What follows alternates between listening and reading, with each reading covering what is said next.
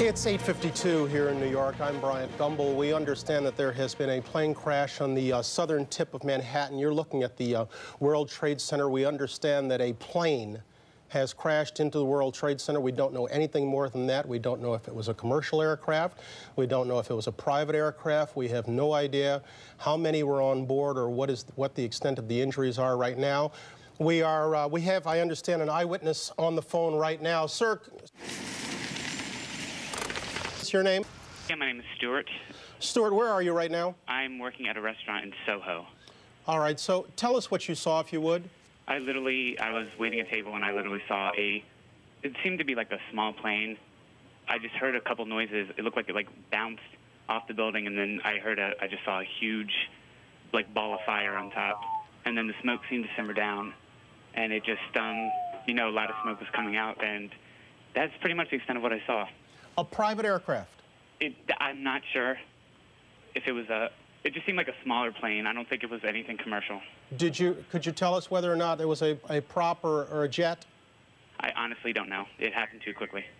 Characterize the scene for us down there right now, if you would. Excuse me? Can you tell us about the scene down there right now? Right now, people are just on the street looking at the building. The building, there's just a lot of smoke. It's not too crazy down where I am. How far away from the World Trade Center specifically are you? I'm actually on Thompson Street North. I'm not too far. It's 8:54 right now, Stuart. Can you tell me when this happened exactly?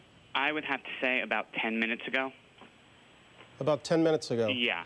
Is this normally an area that is heavily trafficked by aircraft, or is this an area that aircraft steer pretty clear of? I really don't know that information. Uh-huh. Is there much panic around there? Just people on the street coming out looking. There was panic at first, but it seemed to slow down right now. We're looking at a picture of a great deal of smoke coming out of the building. Can you please tell us, was there, after you heard this crash, was there smoke immediately? No, there was a big ball of fire on the top of the building, and then as that simmered down, there just seemed to be a ton of smoke. And yeah, pretty much immediately. I hear fire engines in the background. Has that been going since you saw this crash, or is that kind of late arrival? It happened almost pretty much after we heard the crash. Almost after you heard the crash. It was pretty quick when we heard sirens and people acting on it. Were you looking up as the plane approached the building, or did it only catch your attention after it crashed into the World Trade Center? I heard a sort of a crashing sound, but I looked up quick enough to actually see something go into the building, but everything happened so fast I wasn't quite sure what I was looking at. So there's no way you can know whether or not the plane seemed to be in trouble before it crashed into the building? Oh, no, I couldn't tell. It's hard for us to tell from the picture we're seeing just how far down from the top that plane crashed. Have you any better eyesight to it from your vantage point? Not really. All I know is it definitely wasn't the top of the building, because that seems to be intact from what I saw. I really can't tell right now. Can you tell us anything about how much debris came crashing to the ground, and whether or not anybody was hurt as a result? I honestly don't know. I just saw a lot of what looked like crumbling glass, maybe just a lot of stuff falling down, but I can't tell you debris-wise. Mm-hmm. Obviously, the timing of this is important. It comes before 9 o'clock. Perhaps, and we say that in hopeful fashion, perhaps not everybody was at work, because if that building was in fact crowded with workers, we're looking at probably some casualties and injuries of considerable proportions. But right now there's no way of telling that. Mr. Stewart, just one more time, and I know I'm exhausting what little information you have, but we have people joining us every moment. Take me through again where you were, when this happened, what you saw. I was serving tables at a restaurant, and I just heard sort of like a boom sound. It almost sounded like an earthquake sound, and I looked up and I saw literally something it might have even bounced off a little bit of a building, and next thing I know, I saw a big ball of fire on the top of the building, and just lots of smoke and what looked like to be debris or glass falling down. And it happened really quick. It's really hard to... Okay. Stuart, I thank you very much. I appreciate that, sir. Okay, my pleasure. Thank you. Okay. We're on the line with another eyewitness. Sir, this is Bryant Gumbel in New York. How are you doing? I'm fine, thank you. You're Wendell? Yes, I am. Wendell, can you give me your last name? Klein. Wendell Klein. Tell me where you are, if you would. Well, right now I'm back in the hotel. I'm in the hotel offices here, the front office. You're in the... Okay, where were you when I was standing right in front of the hotel. I'm the doorman there. And... The hotel. Which hotel? Marriott World Trade Center. Right across from the World Trade Center. It's actually right in between them. Right in between the World Trade Center. Yes. Okay, so you were standing outside, and tell us what you saw and what you heard. Well, what I heard first, an explosion. And I just figured that it was a plane passing by. Then all of a sudden, stuff just started falling, like bricks and paper and everything. And so I just kind of like ran like inside to get away from the falling debris and glass and so forth. Then after like everything stopped, because it like was falling in the street and the cars were crashing into each other. And then when it kind of stopped, I heard a guy screaming. And when I looked over, there was this guy that was on fire. So I kind of like ran over and I tried to like put the fire out on him. And he was like screaming, and I just told him to roll, and he said he can't. And then another guy came over with his bag and kind of like put the flames out on him. So right now he's being taken care of. I just had everyone call the ambulance and stuff so it can help him out. He caught fire as a result of the falling debris? Yeah. How much debris, can you give us an idea of how much came crashing to the ground? It's just a lot. Bricks, a lot of bricks, a lot of glass. I'm like enough to like damage cars on the street, make cars swerve into each other, that kind of thing. Any other people on the ground that you saw? No, just hurt? Just him so far. Tell me about the traffic down in that area, and I'm talking about human traffic. Human traffic? Well, at 8:55, which is about the time when this happened, 8:45, 8:55. Right. On my side, where I'm standing, there's not a whole lot because it's basically right in front of the hotel, so you don't get too much, but you do get enough. You know, get some. What about traffic in the building? I mean, you work basically between the two towers. Yes. Most people arriving for work before or after 9 a.m.? Before. Basically, in my hotel, I have people who are just leaving and going to meetings. Outside my hotel, I just have people waiting for their cars to take them to their various destinations, that kind of thing. I hear alarms going off down there. What's happening? That's our hotel alarm, and basically, I guess that went off automatically. They've evacuated everyone in the hotel. They evacuated all employees. They have evacuated the hotel? Yes. Immediately? Yes. Can you give me an idea of what the scene is like down there? What the what is like? What the scene is like down there at the World Trade Center? Just people are like crying and panicking, like want to know what's going on. When I came inside, there were a lot of people who wanted to go out to see what was going on, but the security kind of like kept them at bay and kept them inside. Basically, right now, I just still have people going towards the bar area. They're trying to evacuate everyone out of here. That kind of thing. Is this an area, Mr. Klein, that is normally trafficked by small planes, or is it an area that they generally steer clear of? You do get some. I do see some passing. Basically, those planes like I do see passing are like those, like the planes from Washington, D.C. area. Like, so there won't be like huge planes, but you know, big enough. Are you hearing anything, Wendell, about what kind of a plane it was, or how many were on board? No. Basically, all I got was my wife called me. She told me that it was a plane crash, and basically, I really don't know what's going on so far. Do you know if it was a private aircraft or a commercial plane? That I don't know. You don't know? No, sir. You're not seeing any evidence of people being carried out of the building yet?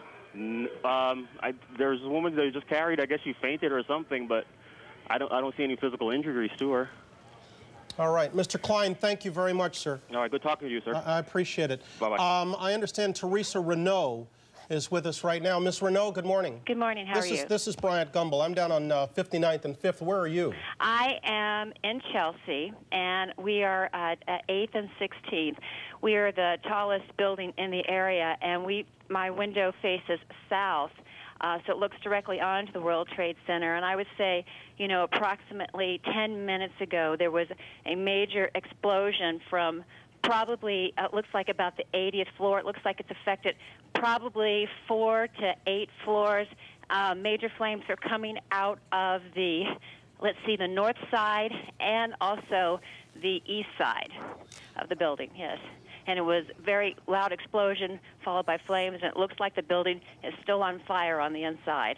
Which building are we talking about? The one that's westernmost? Let's see. Yes, sir. So it's coming out on the north side and the east side of the building of the westernmost tower. That's correct. You're over in Chelsea. Did you hear the explosion from yes. your position? Yes, we did. As a matter of fact, we heard it, and because I was just like standing there pretty much looking out the window, I didn't see what caused it or if there was an impact. So you have no idea right now? Oh, there's another one. Another plane just hit. Right. Oh, my God. Another plane has just hit. It hit another building. Flew right into the middle of it. Explosion. My God, it's right in the middle of the building. This one into the east tower? Yes. Yes. Right in the middle of the building. And right now, yes, that was definitely looked like it was on purpose. You saw a plane? Yes, I just saw a plane go into the building. Why do you say that was definitely on purpose? Because it just flew straight into it. It didn't look like it was, and it didn't look like a commercial jet. It was a smaller plane. It was definitely a smaller plane. Can you characterize the scene down there right now for us? Now, on the... Yeah, as you can look down to the street? Yes. From your vantage point? On the second building, I think that the further one, the east side, there it looks like it's about, I would say 15 floors lower than the first building, and there's now flames coming out of that building as well. They're both completely on fire. Now, I'm looking at what was the West Tower, and it looks like the fire on the north side of that tower is a little bit lower, but it looks like it's the same building. You're saying it was the other tower that absorbed the second impact? That's what it looks like, exactly, from my perspective.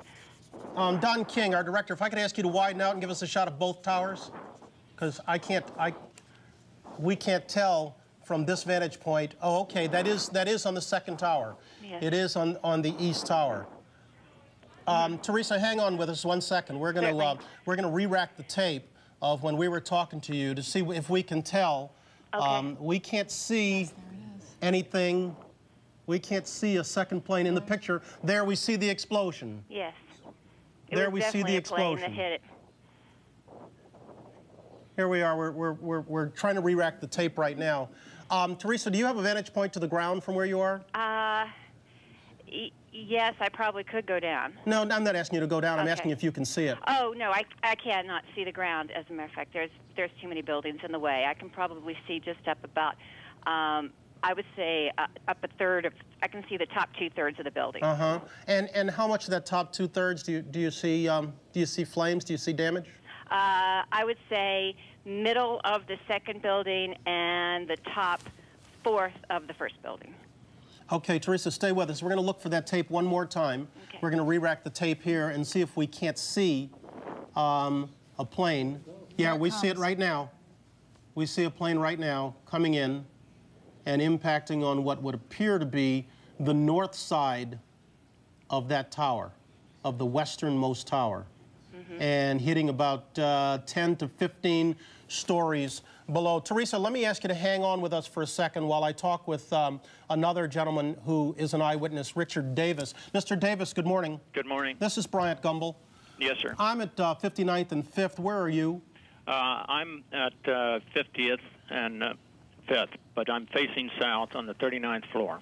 You're facing south, so you have a clear vantage point? Yes. Talk to me about what you see, if you could. The first plane looked like a 737.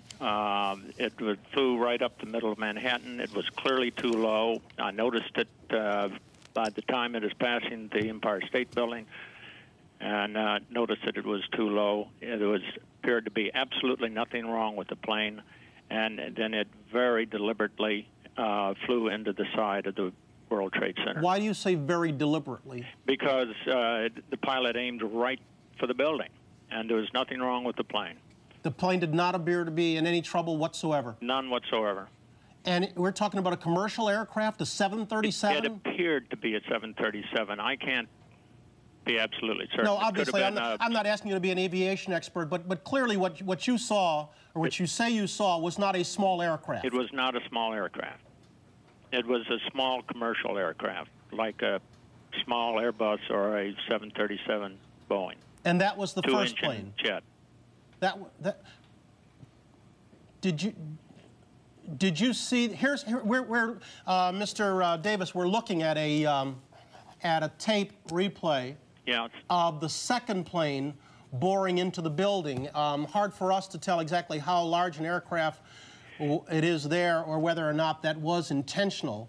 Go ahead. I'm sorry. Believe me, it was intentional. We saw the second one come up the Hudson and veer into the second building. Why do you say the second was intentional?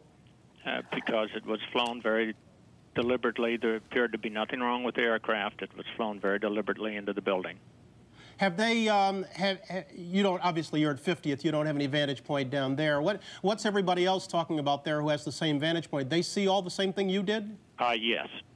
Well, others did not see the first one, but there were several people in my office when the second one came in. Yeah, we're looking at the second one boring in right now, and it does not seem to be wavering in any way or seem to be banking to avoid the tower in any way. Let us say it could hardly be a coincidence that two airplanes fly into the World Trade Center within minutes of each other. Yeah. On a clear day. Yeah. It's a terrible scene right now. Yes, the towers look terrible. Wow. Wow. Miss Renault, are you still on with me? Teresa Renault? Yes, I'm here. Okay. Can you tell us if the scene has changed from your vantage point? I would say from my vantage point right now, it's looks like there are very few flames coming out of the first tower. Still a lot of smoke. The second tower, we can still see flames coming out of the window, the north window, and a lot of smoke. A lot of smoke. The tops of the building are covered in smoke. And from your vantage point, you can't see anything of what's happening on the ground? No, I cannot. I hear a lot of sirens out on the street right now. One thing that you can see in the windows is all of the emergency system lights. That was one thing we could see. All of them were blinking off and on in the first tower when that happened. And I can't see them anymore. The second tower, I cannot see any emergency lights in the building blinking. All right, I'm going to thank you both right there and pass along the word that we are getting from the FBI, that at this point the FBI is trying to confirm that this was an intentional act. At this point, it's pure speculation. Mr. Davis has told us of what he saw, and that it appeared the first plane, a large aircraft, bored into the westernmost of the two towers in intentional fashion. While we were speaking moments ago, a second plane, hard to identify the size of it, bored its way into the easternmost tower. So we have two crashes. Here's a different angle of the same plane. You see it off there on the left. Boring into there. But again, at this point, it is restricted airspace. It is a clear day, so the suspicions are high that these are intentional acts. But the FBI at this point is still trying to confirm that these are intentional acts. We have another eyewitness on the phone. Sir, good morning. Good morning, Mr. Gumbel. How are you? I'm fairly frightened, I have to say. Give me your name, if you would. My name is Frederick Schneider, sir. Mr. Schneider, where are you? I am on Liberty Street, which is the same street that the Trade Center's on. I'm on the south side, and the Trade Center's on the north side. My office is on the 24th floor, so I have a very clear view of exactly what happened this morning, and I've been here for about 2 hours, so I've been watching it unfold. 2 hours? Yes, I got to my office at 7 this morning. Oh, okay, I'm sorry. But tell me about the timetable of when things started to go terribly bad this morning. Well, Mr. Gumbel, at about 8:50 this morning, there was an explosion. I heard it first, and then my building, which is 51 stories tall, shook and rocked. And then I saw a plume of flame shoot out of the Trade Center over the Hudson River. And then I saw the plane that had crashed into the Trade Center fall down, and then it disappeared behind a building that blocks my view. There was a tremendous amount of smoke, and then it started to rain huge pieces of paper. And the paper continued to come down. At that point, all the news media started to learn about it, and I turned on my radio, and while I was still sitting at my desk, I saw a second jet, fairly large plane, fly in over the south end of Manhattan and deliberately fly directly into the Trade Center before my eyes. Why do you say deliberately fly into the Trade Center? Because there was no doubt in my mind that both planes were using the Trade Center as a target. They weren't in distress. They weren't falling from the sky. They aimed for it. And they did a very good job. The Trade Center is torn open. There's a hole in the south side of the Trade Center, torn open from the impact of the plane, which fell into the street below. Would that be the westernmost of the two towers? The southernmost of the two towers. Southernmost of the two towers. Yes. Yes, it's a big gaping hole in it. Flames and smoke have been pouring out since it happened about 5 minutes ago. I'm a little shaken because I saw the plane pass before my eyes. It was just about at my eye level. So. How close to you? A block and a half. You say you saw the first plane fall down. Yeah. We're re-racking tape here, by the way, and I'm speaking to you, Mr. Schneider, but I'm showing tape right here of the second plane boring into the northernmost of the two towers. You say you saw the first plane fall down. What can you tell me about that plane? Well, I didn't recognize it as a plane at first. It looked to me like a charred piece of metal, and I had thought that there was an explosion from within the Trade Center, so I thought what I was seeing was a piece of the Trade Center falling because the sheath of the Trade Center is metal. But since I've learned that the first explosion was caused by a plane crashing into the tower, I've assumed that what I saw was a piece of fuselage that was falling, and the plume of flame I saw shoot out would be consistent with jet fuel exploding. So you really have no idea of how large a plane the first one was? No, I didn't even know that was a plane. I learned that from the news media. But I definitely saw the second plane. I heard it sound, and I saw it streaming in from the south. I watched it crash into the Trade Center. You said you're very afraid, and understandably so. They're not evacuating your building? No. I'm going to leave on my own, but I haven't heard any decisions made to that effect. Can you see the ground from your vantage point? Oh, yes. Talk to me about the scene on the ground, if you would. Well, it's completely devoid of vehicles and people. The entire street is totally littered with paper and smoke, and several vehicles are on fire on Liberty Street in the parking lot where either fuel or pieces of the plane fell onto them after crashing into the Trade Center. There's a tremendous number of emergency vehicles here and continuing to arrive. I hear sirens from every side. All right, Mr. Schneider, you've got a great vantage point. I'm going to ask you to hold on with me for a little while, if you would. Okay, Mr. Gunn. I know you're anxious to get out of the building. I'm not going to keep you forever, I promise. Okay. But let me ask you to sit tight for a second while I go to Washington, where Jim Stewart is standing by. He's got some official reaction. Jim, good morning. What are you hearing? Good morning, Bryant. Well, as by happenstance, I was talking to FBI headquarters at the moment this explosion took place.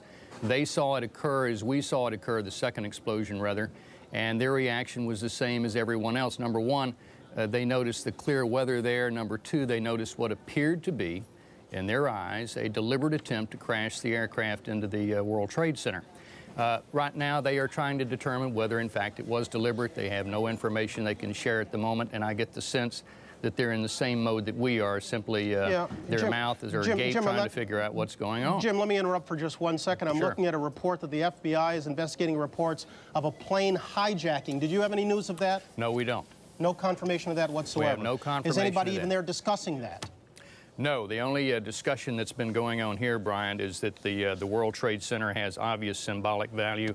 It's been a target before of terrorism, and frankly, it would not surprise the FBI or anyone in national security if it was a target again. Sometimes the obvious leads you to a conclusion. We're looking at two crashes, 18 minutes apart, into an obvious target, a building that has never been hit with a plane before on a clear day. What do the intelligence people there say about that?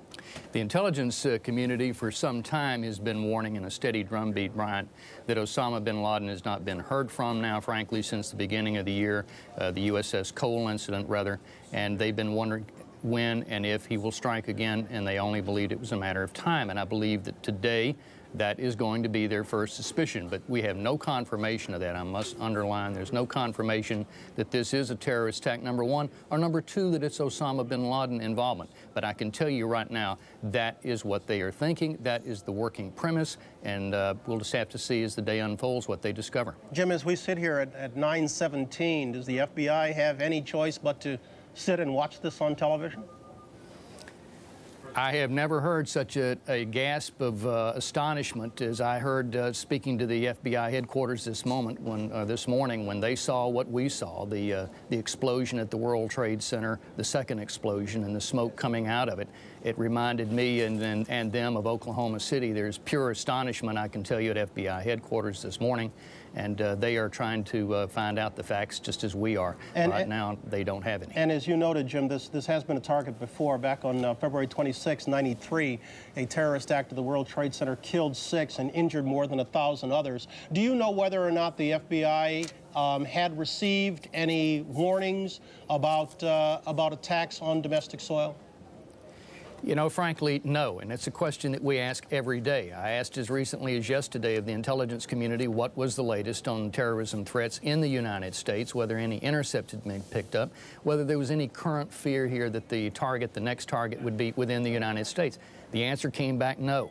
They were still anticipating that the next strike against American interests would be overseas somewhere. Those are the most vulnerable targets.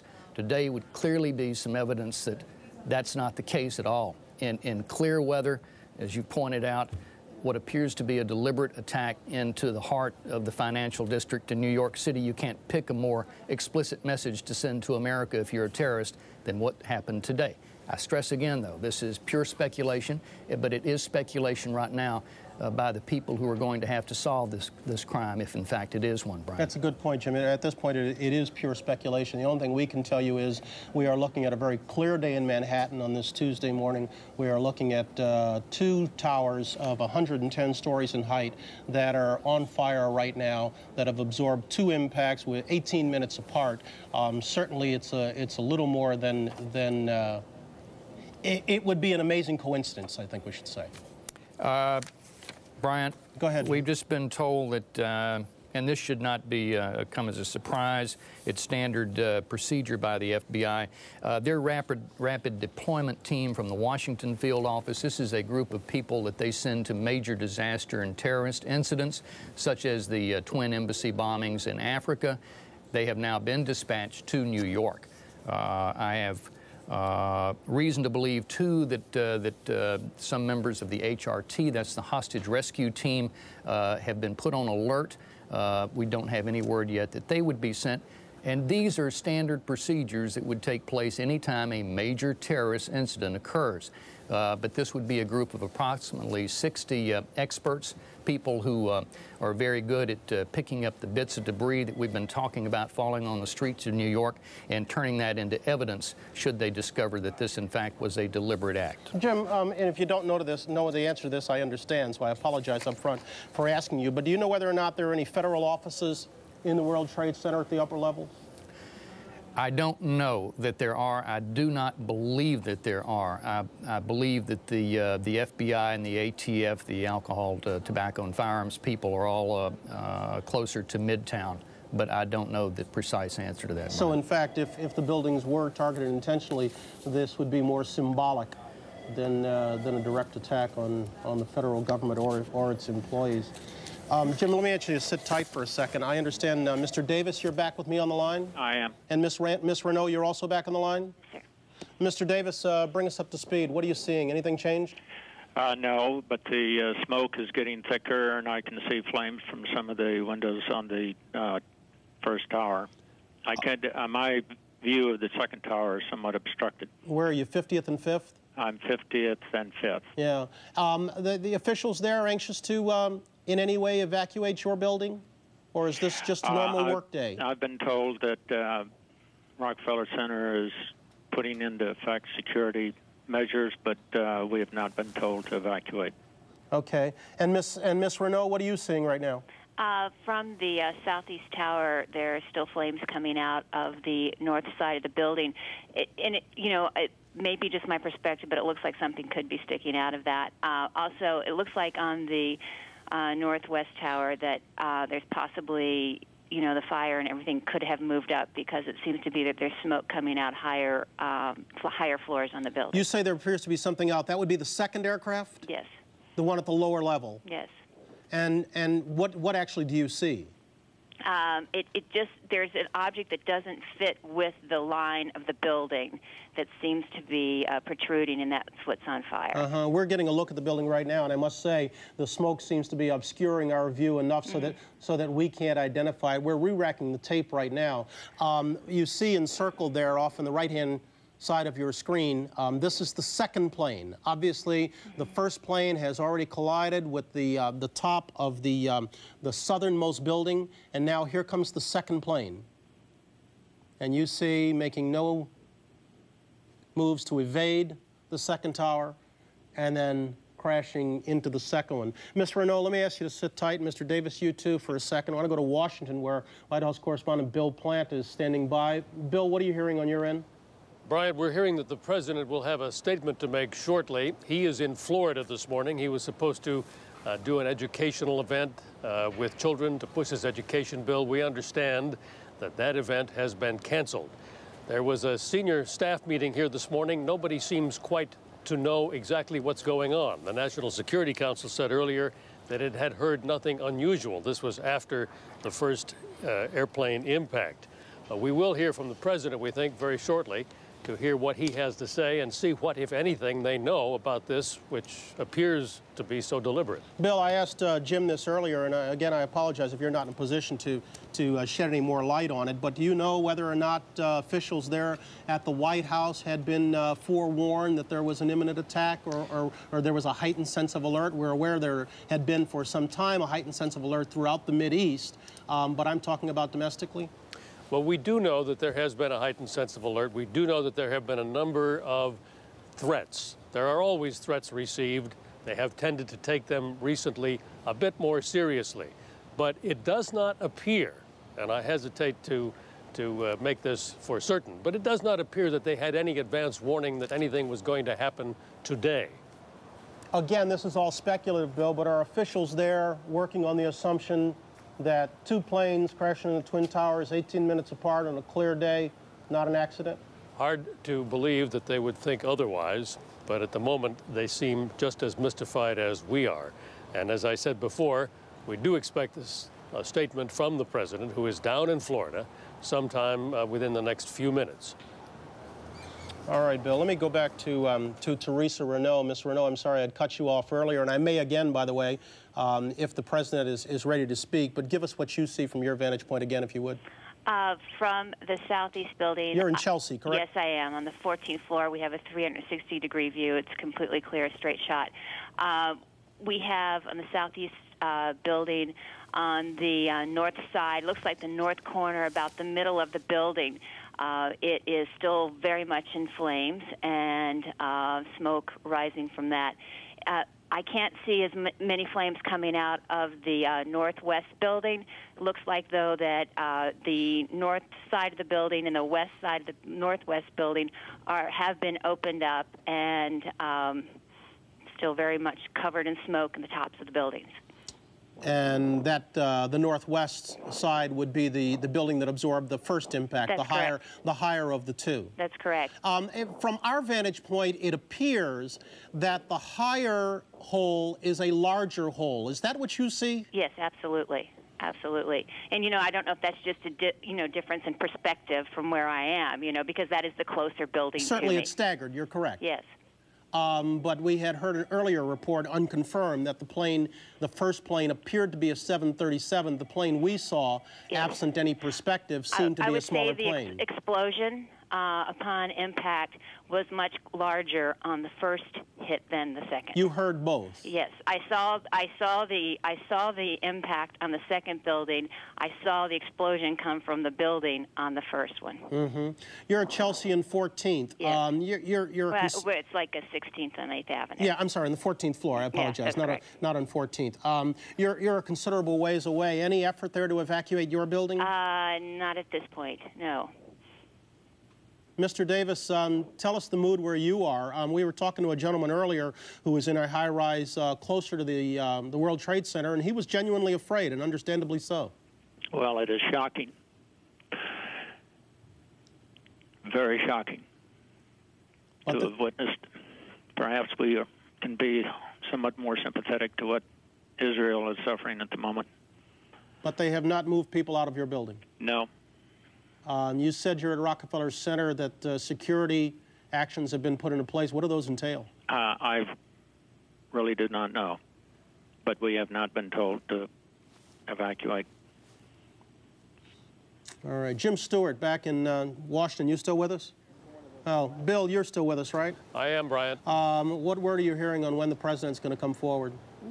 We were just told that the president will have something to say down in Florida any minute. He is in Florida. We believe that his education event, which was scheduled for this morning, has been canceled. But the White House is saying that the president will have something to say. Then he'll leave Florida and come right back to Washington, Brian. Bill, had his people, Condi Rice, Colin Powell, his security people, his foreign affairs people, ever discussed this kind of a scenario? I don't know for certain, but I would be very surprised if they had not talked about it. This kind of what-if disaster planning is a staple in Washington, and particularly at senior levels. And I think that these sorts of things are gamed, examined, and talked about, and everyone hopes they will never happen. Yeah, unfortunately, in this case, it would seem to have gone against hopes. Again, let's bring everyone up to speed. As best we can tell, wow, we just had another view of the second plane going in.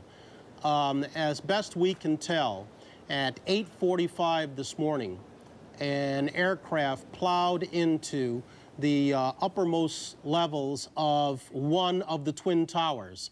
An eyewitness has defined that plane, has told us that plane was a 737, but that is unconfirmed. And then moments later, 18 minutes later, a second aircraft, the one you saw just there, plowed into the other Twin Tower at a lower level. That plane, we have no idea of its size. We have no idea if these were intentional acts. We have no idea if these are private planes or commercial aircraft. We have an unconfirmed report from the Associated Press that the FBI was investigating reports of a plane hijacking shortly before the crash into the World Trade Center. Let's go to Florida. President Bush has a statement. Down in Florida. Ladies and gentlemen, this is a difficult moment for America. I unfortunately will be going back to Washington after my remarks. Secretary of Rod Page and Lieutenant Governor will take the podium and discuss education. I do want to thank the folks here at Booker Elementary School for their hospitality. Today we've had a national tragedy. Two airplanes have crashed into the World Trade Center in an apparent terrorist attack on our country. I have spoken to the Vice President, to the Governor of New York, to the Director of the FBI, and have ordered that the full resources of the federal government go to help the victims and their families, and to conduct a full-scale investigation to hunt down and to find those folks who committed this act. Terrorism against our nation will not stand. And now, if you join me in a moment of silence.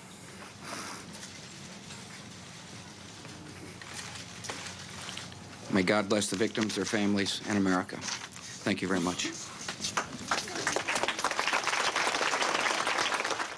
We've been watching President Bush, who was down in Florida for what was supposed to be an educational event. Instead, he is racing back to Washington as we speak. The president making a very brief statement in Sarasota, calling it an apparent terrorist attack on our nation. Again, that is unconfirmed, and promising the full resources of the federal government to not only help the victims, but also to investigate.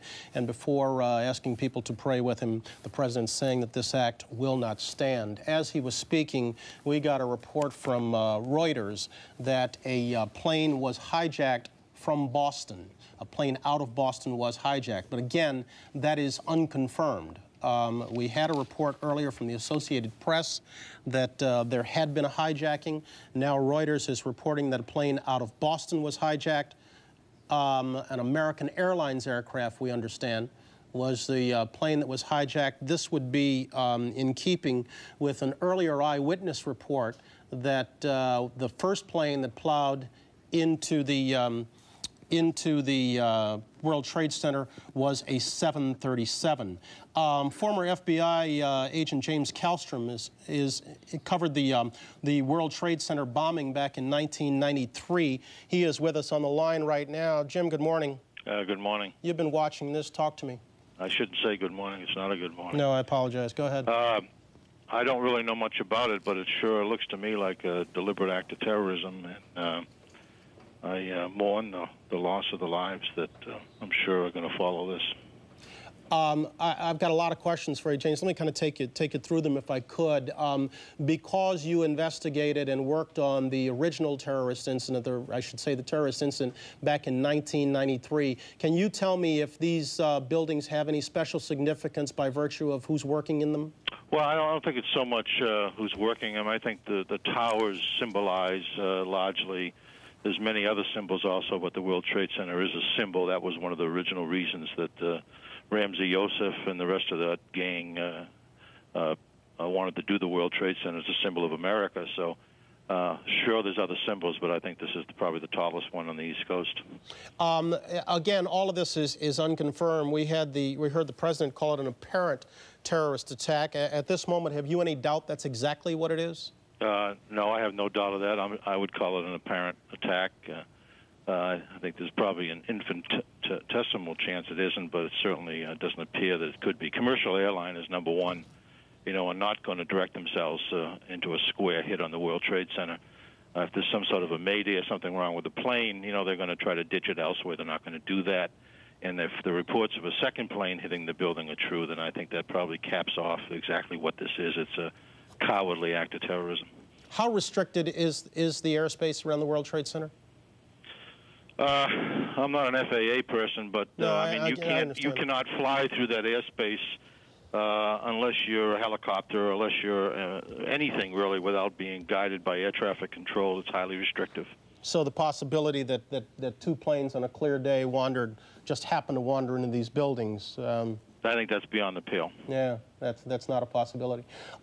Again, you worked on evacuating these buildings. You saw what happened when they were evacuated.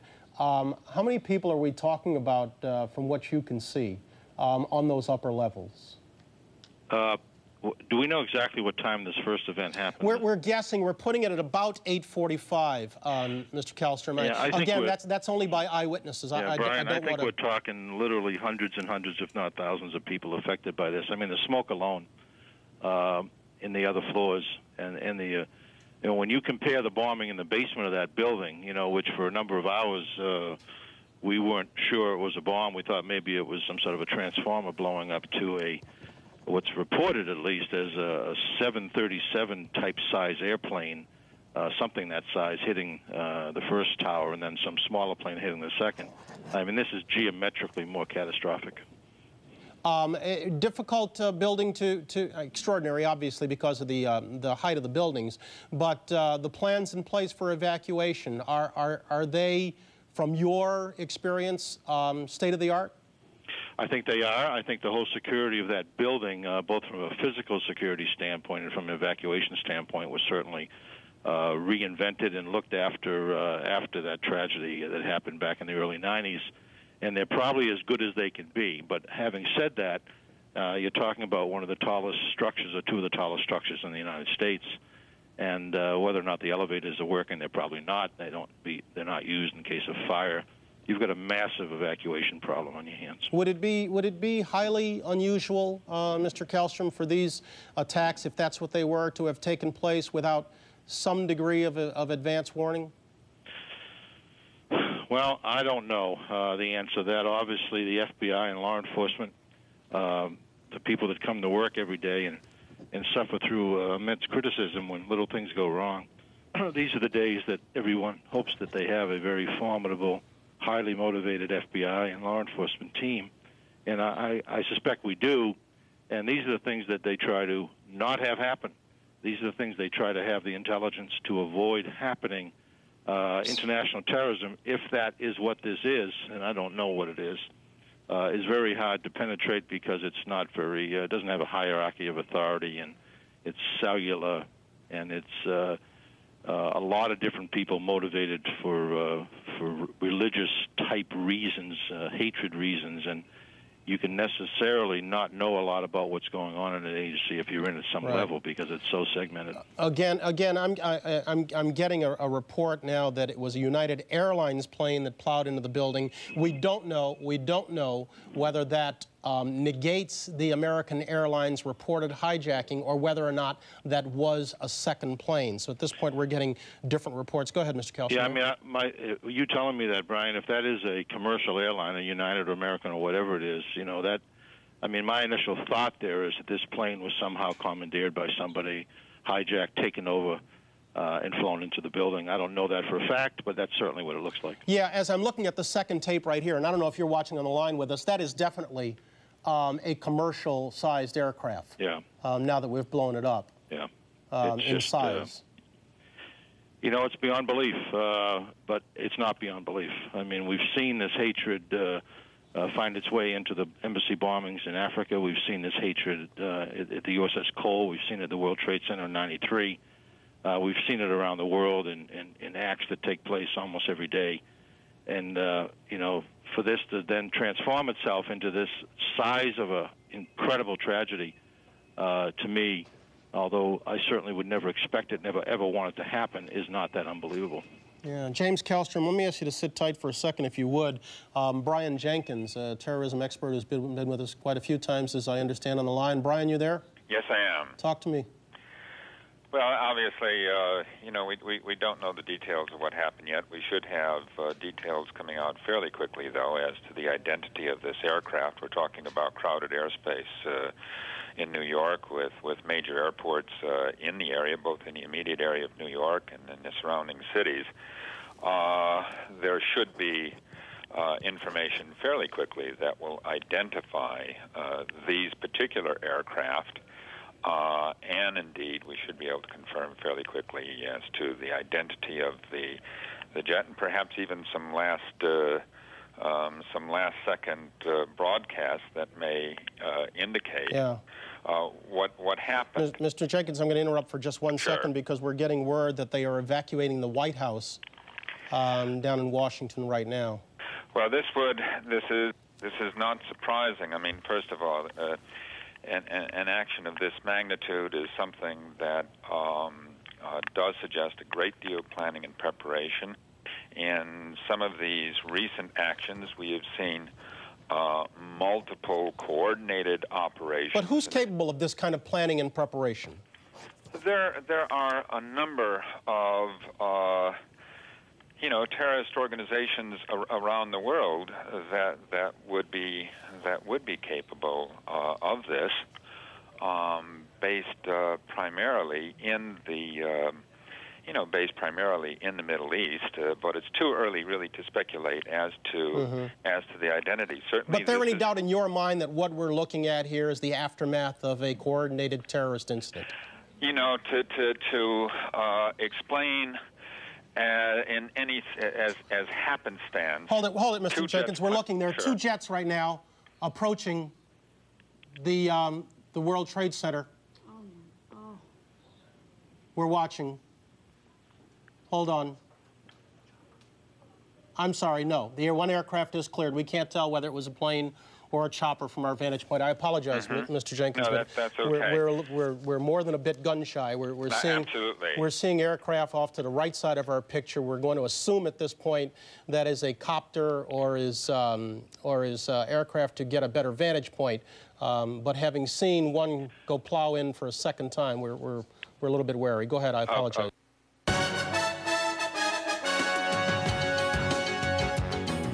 We are breaking into the special live coverage of what's happening at the World Trade Center in New York to tell you about something going on right here at the Pentagon. You are looking at both pictures. The smoke that you see on the left-hand side of your screen is right here in the Washington area at the Pentagon. Looks like the helipad area of the Pentagon over towards 395. There were reports of an explosion. People said the building shook. They felt the building shake, and they're evacuating that building. We're also getting word that the White House may be under an evacuation order right now. Again, we don't know exactly what happened here at the Pentagon, but you can see the result of whatever it was near the area of the heliport is lots of billowing smoke, dark smoke, and workers reported hearing something and then feeling the area rumble. What do you hear, Tom? There is construction work going on there. We don't know what is the cause of this smoke, but we are keeping you updated on this story. And, of course, the breaking story in New York where one of two planes we're now hearing that crashed into the World Trade Center was hijacked after takeoff from Boston. On the left. On the left is the Pentagon. And on the right is the World Trade Center, where reports now from AP say that one of the two planes that crashed into the World Trade Center towers was hijacked after takeoff. President Bush has called the World Trade Center explosions apparent terrorist attacks. Again, on the left of your screen. Now we're hearing that the Associated Press is quoting witnesses as saying it was an aircraft that crashed into the Pentagon. And that is what we're looking at right now from Arlington, Virginia. Our Gannett cam looking at this huge billowing dark smoke. A plane. So we got two planes that plowed into the World Trade Center up in New York. Now we've got a plane that plowed into the Pentagon here in Arlington. Stay with us.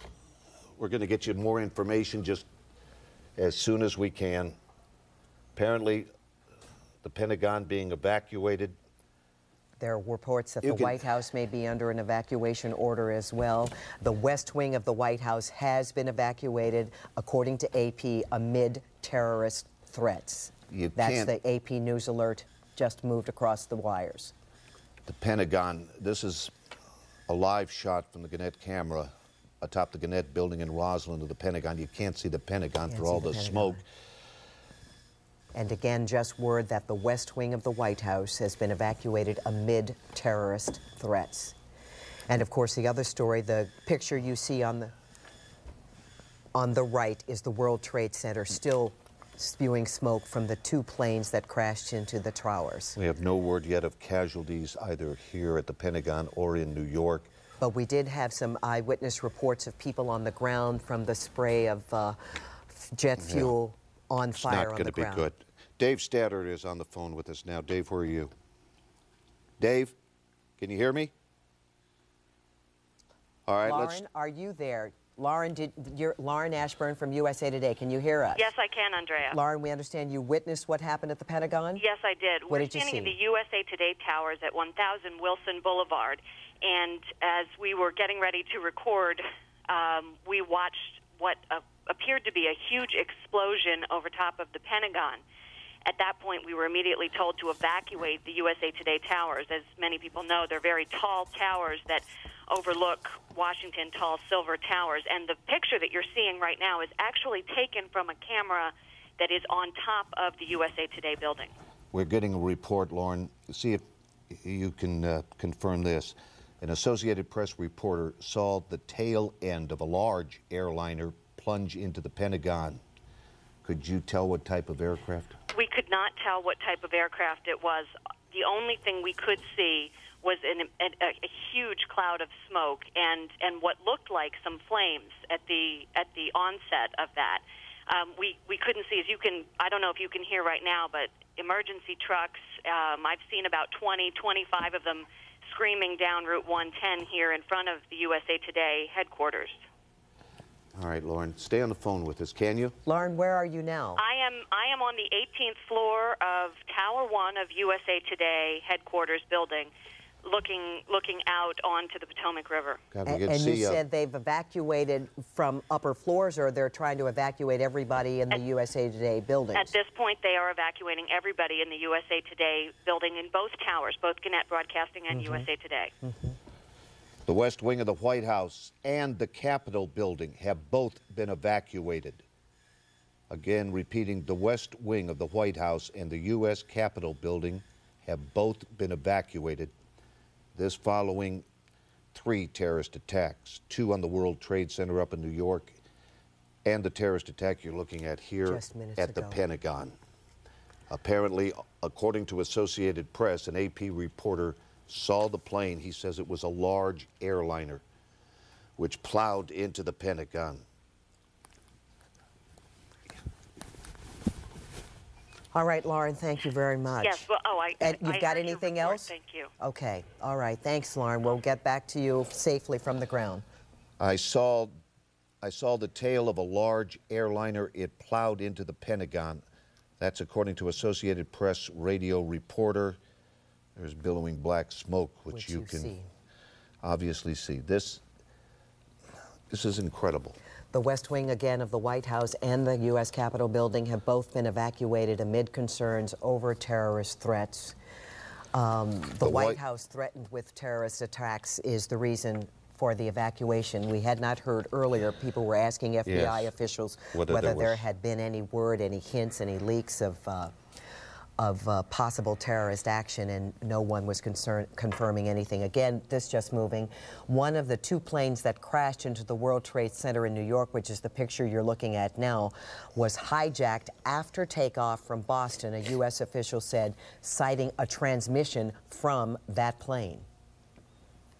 And I believe, Andrea, this AP alert, White House threatened with terrorist attack, that must, I think that's something that was probably just released, that there was a direct threat on the White House. Again, the West Wing has been evacuated. The U.S. Capitol building has been evacuated. Joining us by phone now is Don Chauncey. Don, are you there? Yes, I am. You witnessed what happened at the Pentagon. What did you see? From my office, I was able to see a white jet, like a Gulfstream type commuter jet, I guess, just came at a high rate of speed. I can see National Airport's tower from our office. Right. And it just increased its speed as it got closer to the Pentagon, and then I just saw the big yellow ball of fire. Don, exactly where is your office? From where are you watching this? Our office is right at St. Barnabas Road in the Beltway, so I overlook the Beltway from my office. Could you tell, Don, did the plane come out of National? No.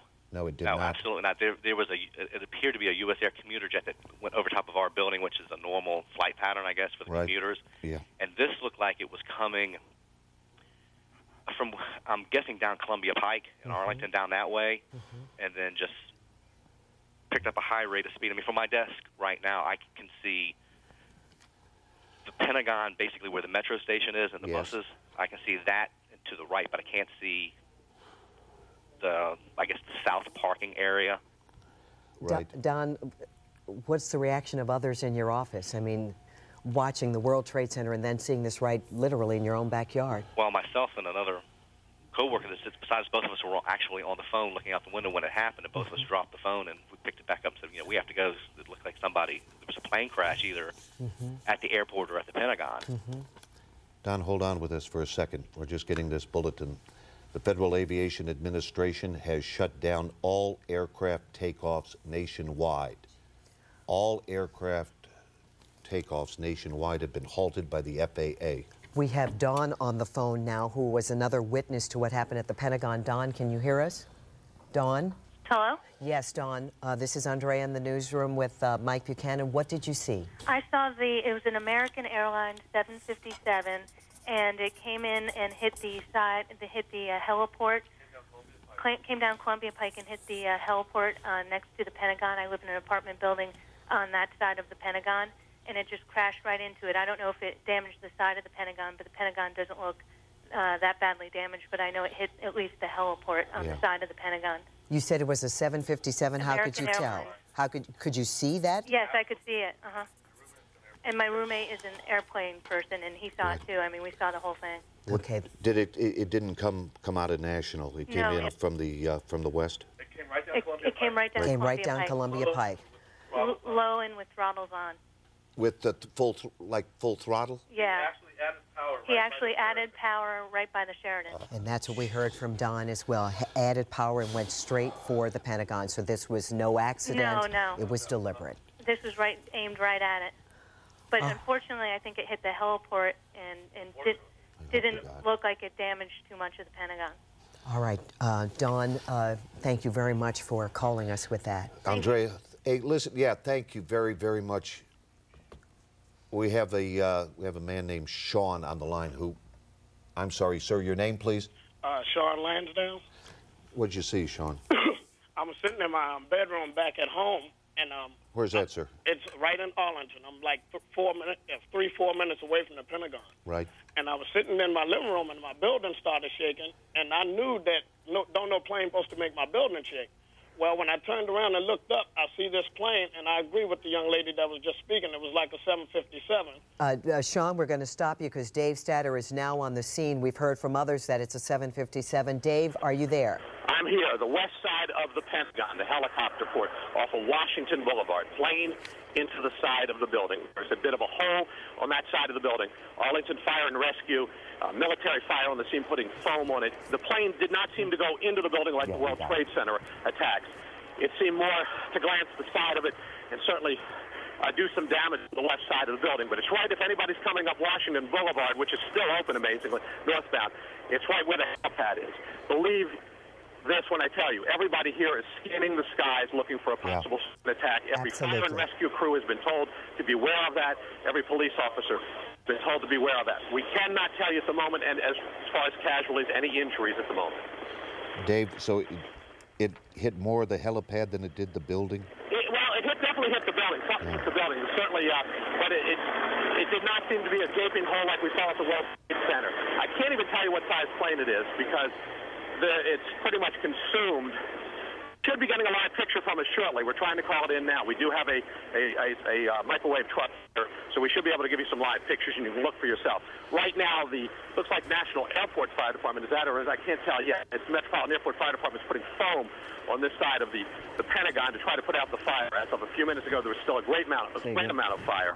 The fire has lessened somewhat. Let me get a picture up. All right, Dave, we'll let you go for just a second. I want to tell you the White House has been evacuated. The entire White House. Not just the West Wing. And again, we want to let you know that the Federal Aviation has shut down all airplane traffic nationwide. Nothing coming in, nothing leaving. All traffic, air traffic nationwide has been shut down by the Federal Aviation Administration in reaction to what definitely appears to be a terrorist attack on the United States. First there at the World Trade Center in New York, and now, as you heard from Dave Satter, where the west side of the Pentagon and an area near the heliport was hit by a plane. Again, the White House has been evacuated after the Secret Service received a credible threat of a terrorist act against the presidential mansion and residence. Again, the AP reporting the Secret Service has received a credible threat of a terrorist threat against the presidential mansion and residence. We also have learned that Blair Mansion, which is the residence of heads of state who come in as guests to the United States, has also been evacuated. Again, specifically BWI, but this covers every airport in the United States. They've been shut down. All airplane traffic nationwide. Of course, in our area, that means BWI, National, Dulles, all closed down, nothing coming in, nothing going out. This is a horrible sight and a scary, very frightening day. Again, what you're looking at now is the Pentagon. Some witnesses say it appeared to be an American Airlines 757, which plowed into the helipad part of the Pentagon, the 395 side of the Pentagon. Hold on just 1 minute. All right, we just want to update you in case you have not heard, just turning on and don't know what you're looking at. This is not a made-for-TV movie. This is the real thing. On the left, black billowing smoke from the Pentagon. On the right, billowing smoke from the Twin Towers of the World Trade Center in New York. Shortly after 8:44 this morning in New York, a small, some say a twin-engine plane crashed into the World Trade Center tower on the right of your screen. About 18 minutes later, an airliner, some say hijacked a 757 that you're looking at right now. This is a tape of that earlier this morning. That building and that plane going deliberately heading straight into the tower on the left of your screen. President Bush ordered a full-scale investigation, quoting the president, to hunt down the folks who committed this act. Shortly after the president made that statement, we were getting word that there had been a plane heading towards the Pentagon going down, and that's what you see on the left-hand side of your screen, the picture in the box on the left-hand side. Dave Statter said you could see it, some of the flames were beginning to diminish, but what observers noted, and those, they were in the airline industry, so we kind of take what they're saying for at the word 757 American Airlines. They could see the plane, they could see the markings, crashed into the west side of the Pentagon near the heliport. This is a live picture we're just getting here. This is the firefighters battling the blaze at the Pentagon. Look. So you can see the damage. This is just going to be raw tape that Dave Statter and his crew are just feeding into us. You can see this apparent terrorist attack. A jet slammed into the Pentagon about 15-20 minutes ago, the helipad side on 395. We have no word yet on casualties. The Pentagon has been evacuated, as has the White House and the U.S. Capitol building at Blair Mansion. Before this happened at the Pentagon, President Bush went on the air to talk about the response, the U.S. response, in light of the World Trade Center. But again, this is what happened right after he said we were going to hunt down the folks responsible for the apparent terrorist attack in New York City. And shortly after that, this is what happened at the Pentagon in Arlington. We're just getting across the wires in Los Angeles. Police departments there are on tactical alert, but there have been no threats in Los Angeles that police are aware of. But as you can imagine, major American cities are on heightened alert. And Los Angeles is saying we are in citywide tactical alert and have mobilized their anti-terrorist division. Let's go back to Dave Statter with more from the site of the Pentagon. Dave. Can you hear me now? We can. All right, I'm here with Michael Kelly, who was a witness to this attack at the Pentagon. I'm going to let him describe what he saw here, I guess about 20 minutes ago with me, Michael Kelly. First of all, let me just first describe the scene. This is the west side of the Pentagon, the heliport side off of Washington Boulevard. Were you driving or what? Yes, I was in the traffic on the 14th Street Bridge, right at the Pentagon, tied up going into town, and I heard this plane come over my head. It was really low. What size plane? It sounded like a small plane, but it was very, very low. And the next thing I know, there was this tremendous explosion as it hit the Pentagon. I looked over, and the smoke started coming up. Pieces of the plane and pieces of the Pentagon were falling onto the 14th Street, onto the Shirley Highway. Very scary. So I decided not to go across the 14th Street Bridge. I came around, and I wound up here, stopped in the traffic right at the Pentagon. I was trying to get back over to Memorial Bridge, but no Had you luck. known about the World Trade Center Oh, attack? yeah, I was listening to WTOP radio the whole time, and then this thing came right over my head, and it plowed. It was clearly a similar situation to what happened in New York. There are injured people here. We can't tell you how many. We've certainly seen Arlington fire and rescue crews, the paramedics working on somebody in front of us. We have not heard the number of people injured. This attack, as you can see, did not seem to really penetrate the building a great distance, even though there is a great amount of fire on this side of the Pentagon, which I believe is, as you can compare it to the World Trade Center. I think the Pentagon has always been called the largest office building in the world, so there certainly is a comparison there, besides its obviously strategic implications. Arlington Fire here called in extra equipment. They've called in the National Airport Foam Unit, which Dave, yes, go ahead. Dave. Dave, yes. We just want to break in because we want to go back to New York, where Dan Rather is anchoring our coverage, where one of the towers at the World Trade Center has collapsed. Let's go back to CBS. There are no confirmed fatalities. Now, in Washington, the Pentagon has had a fire and explosions, much speculation of what would have caused the fires and explosions at the Pentagon in Washington, but very few facts. David Martin, our Pentagon correspondent, says that he has seen, I believe it said 5 injured people at the Pentagon. One eyewitness, and only one so far, is quoted as saying he thinks, I put that in quotation marks, he thinks a plane crashed into the Pentagon.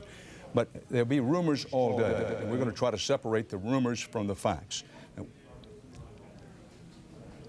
Now, you're looking at a live picture of the Twin Towers of the World Trade Center, in flames, with much smoke.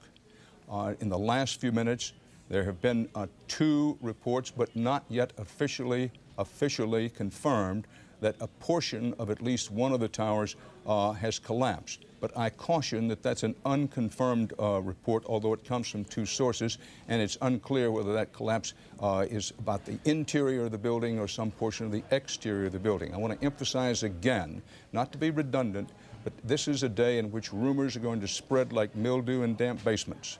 And there'll be reports, some of them will be officially confirmed, some not. That's the environment in which we're dealing. Now, President Bush was in Florida this morning. He called this an apparent act of terrorism and rushed back to Washington. The president is in the air going back to Washington at the moment. Now, in Washington, the report spread that a plane also crashed at the Pentagon.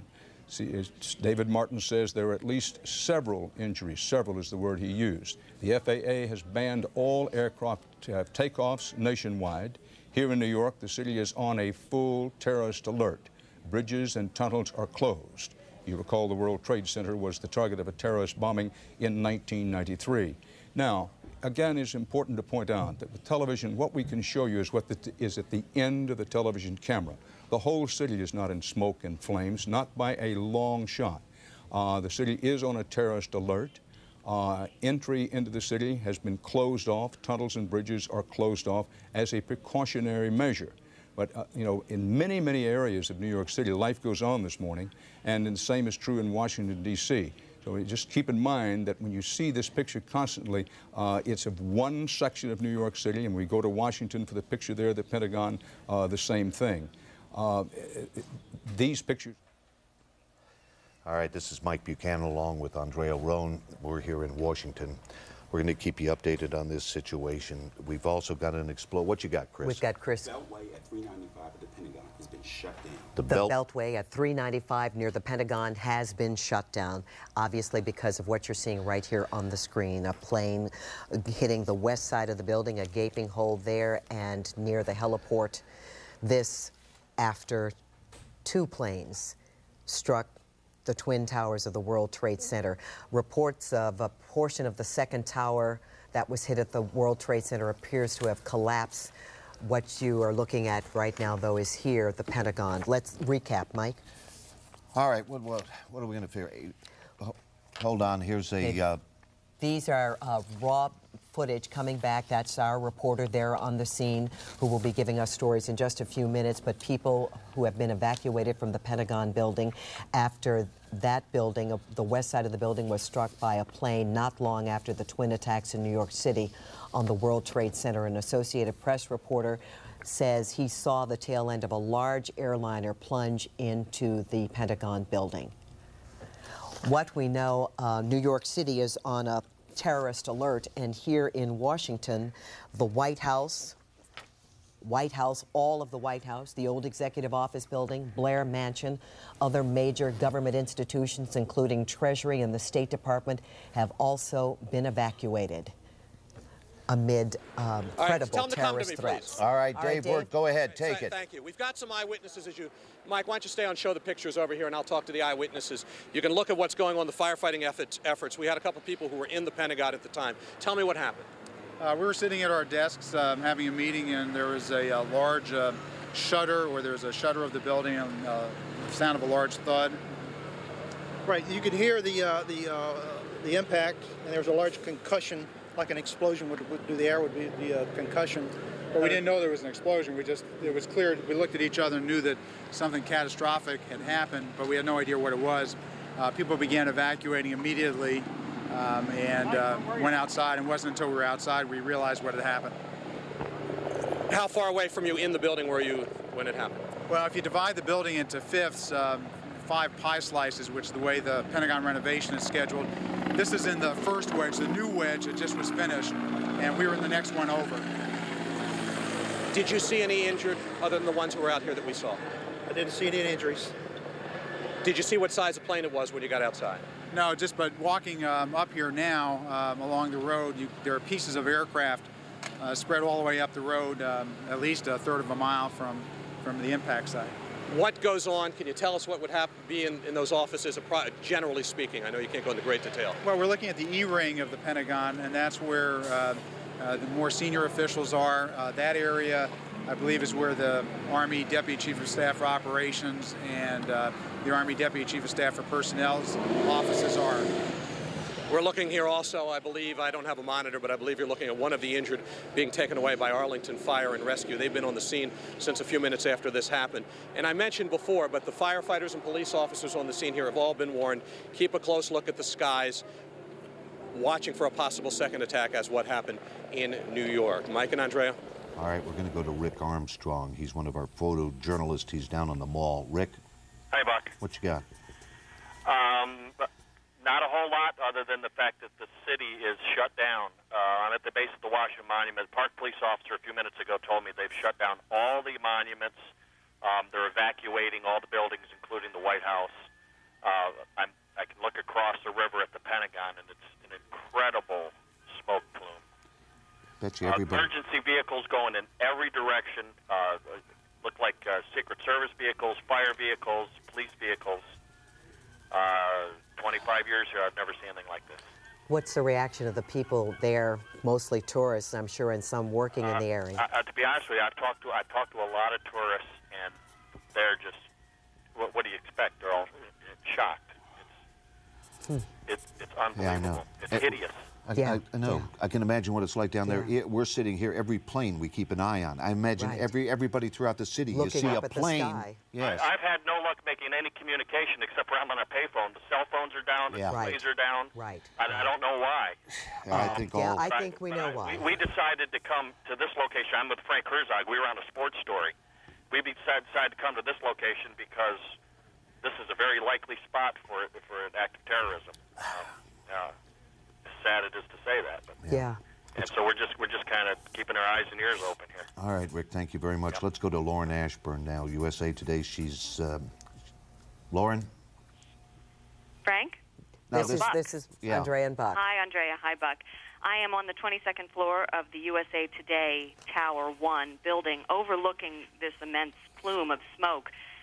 The E-ring of the Pentagon. You can't even see it from this distance. There is a helicopter hovering over the site, taking pictures and taking a look at what's happening inside. I'm looking down on traffic, which is completely gridlocked on Route 50 heading out of the city.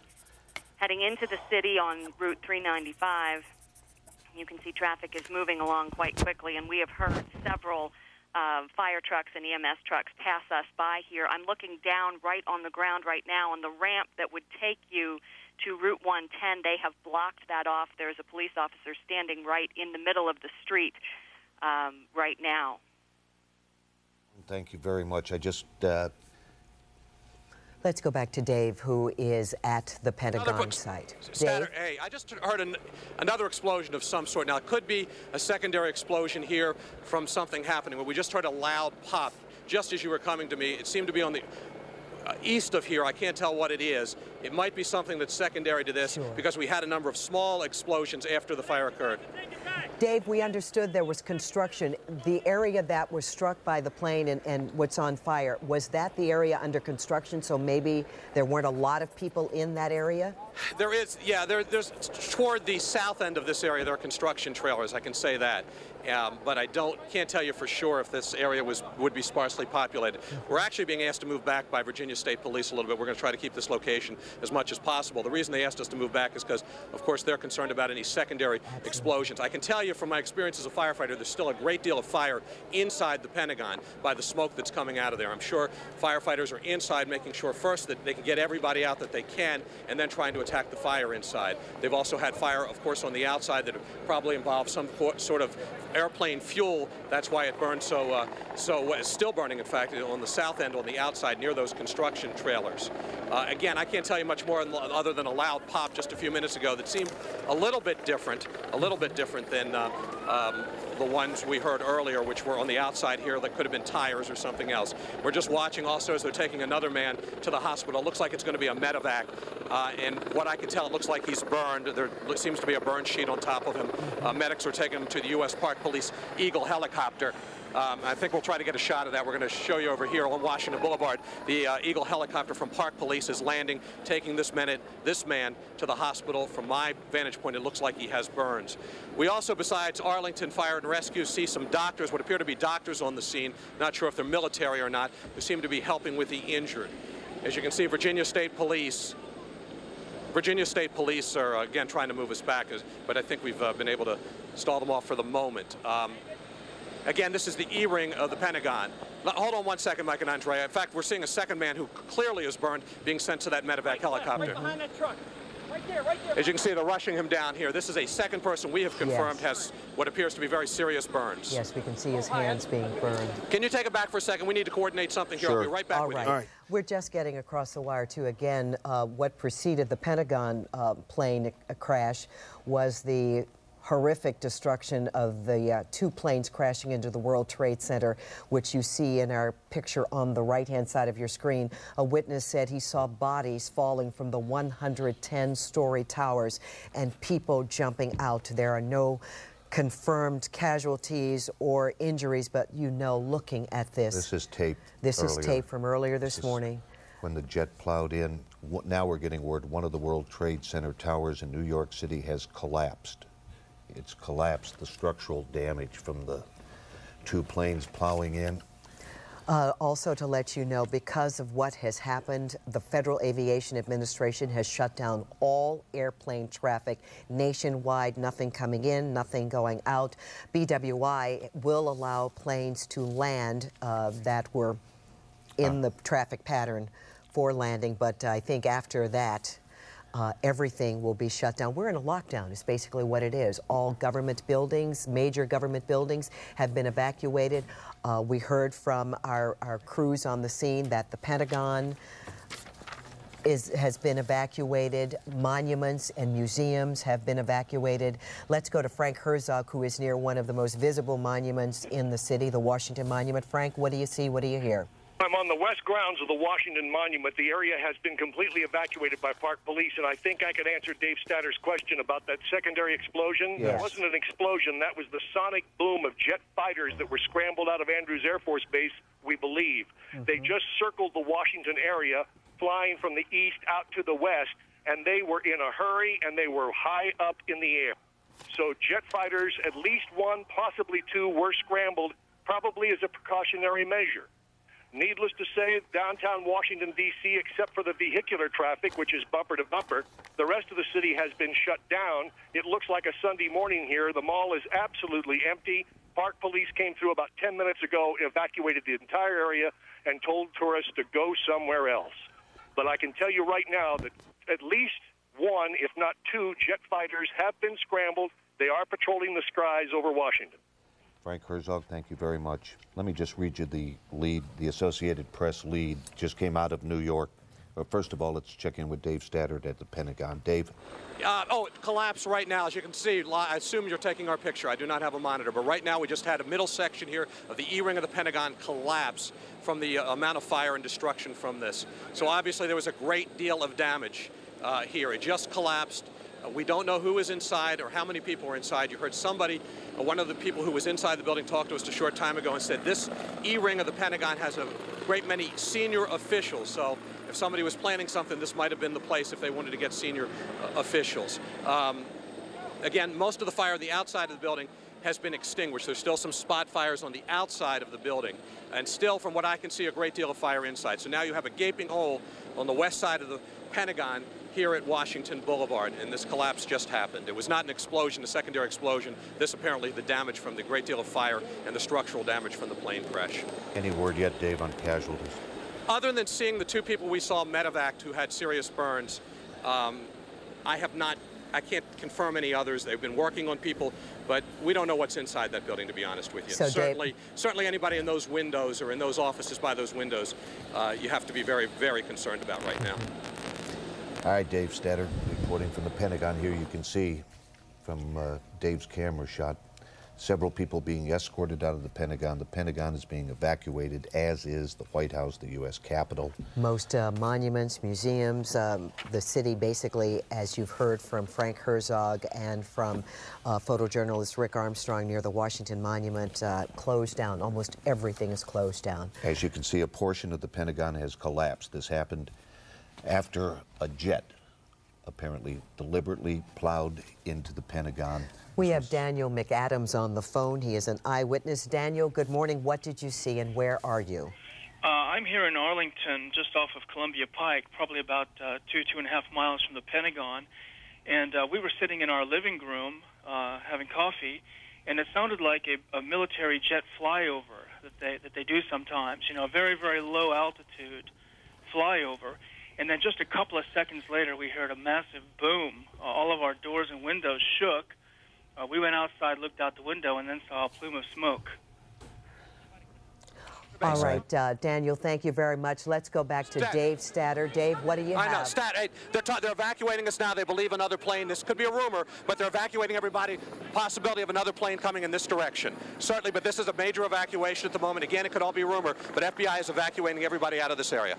I've got to go at the moment because they will not let me stay here. Be safe, be safe. And we heard from Frank Herzog that boom that Dave thought he heard before was Air Force jets scrambling high up in the sky on alert. If there is something else coming in, we hope they get it first. We are looking again at the Pentagon, where an aircraft crashed into the Pentagon this morning, causing what we had just seen, a gaping hole in the E-ring of the Pentagon. Evacuations. We have seen transports burn victims. We do not know about any casualties. We don't know if everyone was evacuated from the Pentagon before that collapse. We are watching, as you just heard Dave Statter say, they are evacuating and moving back all of the news crews, getting people as far away from that building as possible because they thought they spotted another plane in the area. We do not have any confirmation on that, but we will keep you updated. The Federal Aviation Administration has shut down all air traffic nationwide. This following the aircraft that crashed into the Pentagon. 2 jets, 2 planes crashed into the World Trade Center up in New York City. President Bush said today we have a national tragedy upon learning of the 2 planes crashing into the World Trade Center. He said he would be returning immediately to Washington, and the president has ordered a full-scale investigation to hunt down the folks, quote, who committed this act. And again, what you're looking at, within an hour of the Twin Towers explosion, an aircraft crashed at the Pentagon as well. The White House and other major government buildings, Treasury Department, Defense, have all been evacuated, and airplane traffic in and out all around the United States is closed down. Let's go back to Lauren Ashburn, who's in the USA Today building in Roslyn. Lauren? Yes, good morning, Buck and Andrea. I am taking a look right now at the Pentagon. There are 1, 2, 3, 4 helicopters I can see from the vista here in the USA Today Tower 1 building that overlooks all of Washington from Arlington, Virginia.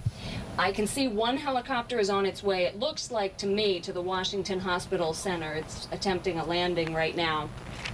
I'm sure there are 2 others following in that direction at this point. I'm looking down at traffic. Traffic is at a standstill leaving the city. There are hardly any cars going into the city via Route 50. Traffic is backed up over the Memorial Bridge. And I'm looking down at police officers who are telling people to get off and turn around as they're coming in off of 395. Yes, Lauren, we had heard that the Beltway near 395, which is that Pentagon exit, is closed down. So if you're leaving the home or going in that direction, don't. Go the other way. Just stay put. Stay home. Now, Andrea. Yes, Lauren. I can see the sky. I know you had talked about possibly another plane from somewhere coming. I have a vista almost 180 degrees here across the horizon, and I can see not one single solitary plane. Good. The only thing I can see are those helicopters I talked to you about. The one helicopter has landed, it looks like to me, at Washington Hospital Center. All right. We have on the phone now Daryl Jenkins. Mr. Jenkins, you're an airline security expert with what organization? Washington University Aviation Institute. All right, sir. You've seen what's happened this morning. Give me your read. Well, our lives will never be the same again. This will change everything we do in this city and everywhere else around here. This is the day that we will all remember until we die now. I can't even imagine anything more worse than what's going on right now. The terror is just unspeakable. Basically what we probably have, Mr. Jenkins, is what, 3 hijackings and then the terrorists plowing to the World Trade Center and the Pentagon? That's correct. Just the enormity that somebody would do something this awful to innocent people, there's no cause that can justify this. Everything about aviation will change, and even the Pentagon was under attack, and there's smoke coming from this. So whatever airports have been in the past in terms of nightmarish getting through, the nightmare is only beginning because travel will become unspeakably difficult now. What happened to airport security, sir? I have no idea how any of this happened. We have no details at this time. I'm sure, though, that all resources will be brought to bear on this. In the future, getting through any airport will be very, very difficult. It will not be pleasant ever again. I think you said it best, though, at the beginning. Our lives will never be the same. Everything will change after this. Everything will change everywhere in this city and in just about everything that I do in commercial aviation. Mr. Jenkins, you know, I can remember years back. It was D.C. Police Chief Maurice Cullinane, Jerry Wilson, Isaac Fullwood. They all said someday terrorism is going to come to the United States. Well, I think today it did. Today it did, and like we said earlier, our lives will never be the same. I assume right now our nation's under attack and we're at war with some foreign body. All right, Daryl, thank you very much. Daryl, thank you. Thank you. Speaking of how everything is going to change, especially at major airports around the world, Gary Reels is at National Airport by phone. Gary, what's going on there? Well, Andrea, it is, I hate to use the cliche, but it is truly a scene out of a movie here. The dark, acrid smoke wafting over from the Pentagon has shrouded the terminal area here at National Airport lightly, not a dense fog here at the airport, but a light fog nonetheless. And we've been here at the airport proper now for about 20 to 25 minutes. There is still a constant stream of people evacuating the entire airport. Of course, as you've been reporting, airport operations around the United States have been shut down very abruptly, and National Airport is certainly in the thick of that. There are still at this hour hundreds and hundreds of people evacuating, just streaming by foot. By foot, everybody's walking. There's a heavy security presence here, needless to say. And, of course, the people who are here and are leaving here can see very clearly the cause of this, and that is the plane crash into the Pentagon and the smoke. They're getting a first-hand taste of it. All right, Gary, thank you. Gary Reels reporting. One second. The State Department has just been evacuated after a possible explosion or a fire. A senior government official speaking on the condition of anonymity said the incident appears connected with the 2 plane attacks at the World Trade Center and the Pentagon. According to this source, quoting now, something has happened at the State Department. We don't know what yet. We hear it might have been a plane. Anybody, Frank or Rick, Lauren, can anybody see anything over at the State Department?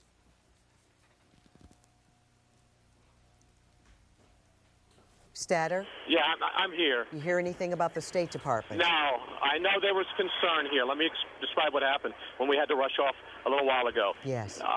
There was concern, and we don't like to put rumors on the air, and I'm not sure that you can call this a rumor, but FBI on the scene at the Pentagon told everybody to leave the area because there was concern of a hijacked plane that might be coming in this direction. Hold on. We know. Hey, Dave? Yes. We just got this bulletin from the Associated Press. A car bomb explodes outside the State Department. Being attributed to senior law enforcement officials. Again, a car bomb has just exploded. Let's go to Frank Herzog, who is outside the State Department. Frank, what have you seen? All right, we'll hold on for Frank. Frank had been down at the area of the Washington Let me Monument. just tell you, I mean, if you're just waking up, this is not a dream. This is not some B movie you're watching. And this is not a Tom Clancy scenario. This is the real thing. This morning, about 8:45, a plane crashed into the World Trade Center in New York. 18 minutes later, another plane, apparently a hijacked jet, out of Boston, bound for L.A., crashed into the world. You see the picture right there.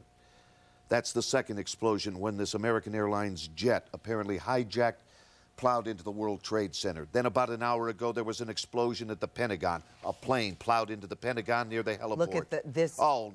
And one of the towers, we had reported that one had collapsed. Here is proof that... Frank Herzog, where are you?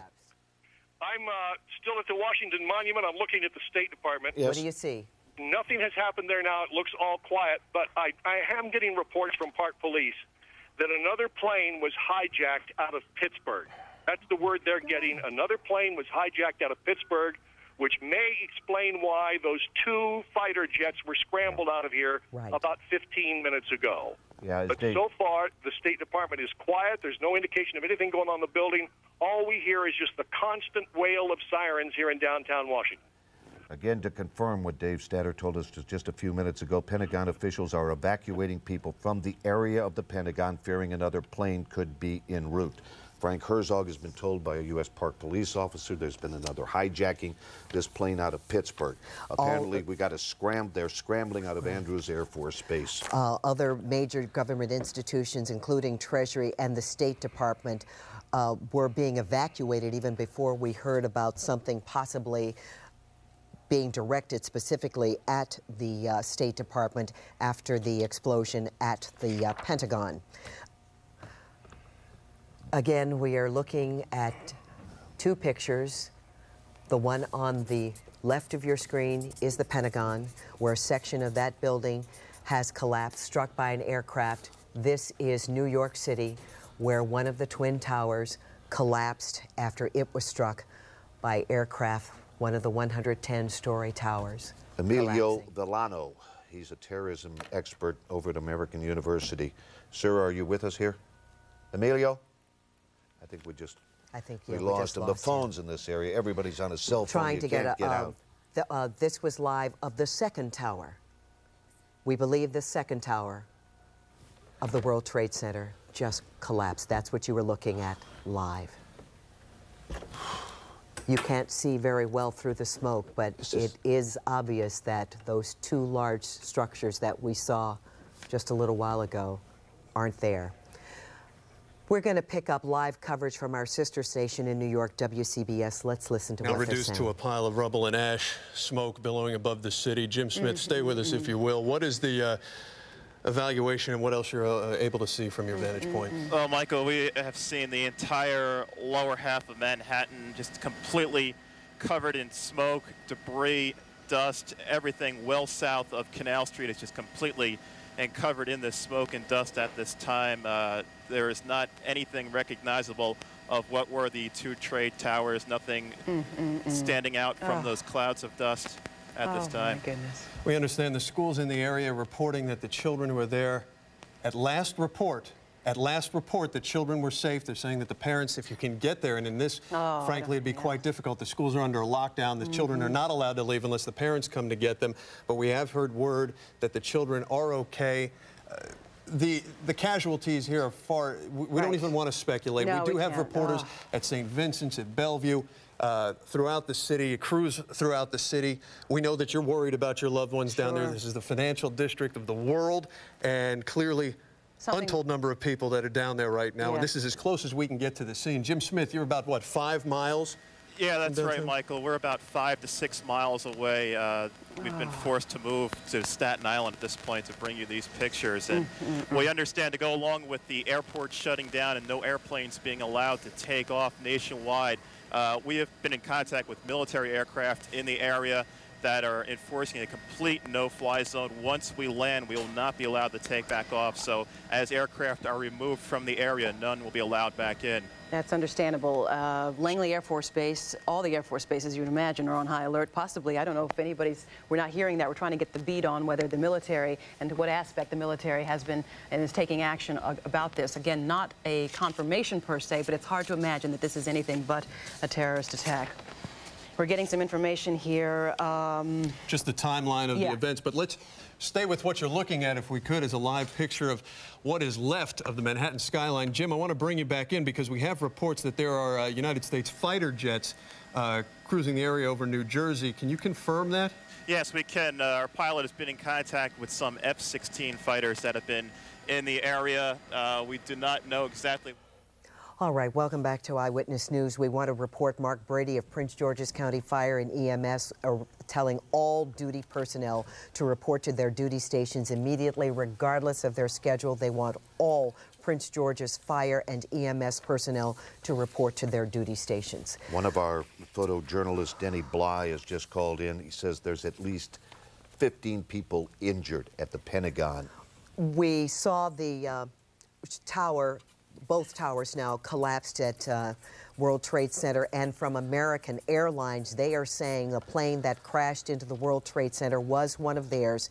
It was Flight 11 from Boston to Los Angeles. That was American Airlines Flight 11 from Boston to Los Angeles was the plane that crashed into the World Trade Center. This AP advisory is from American Airlines. Anthony Garrett was inside the Pentagon when the plane slammed into the area near the heliport, the E-ring.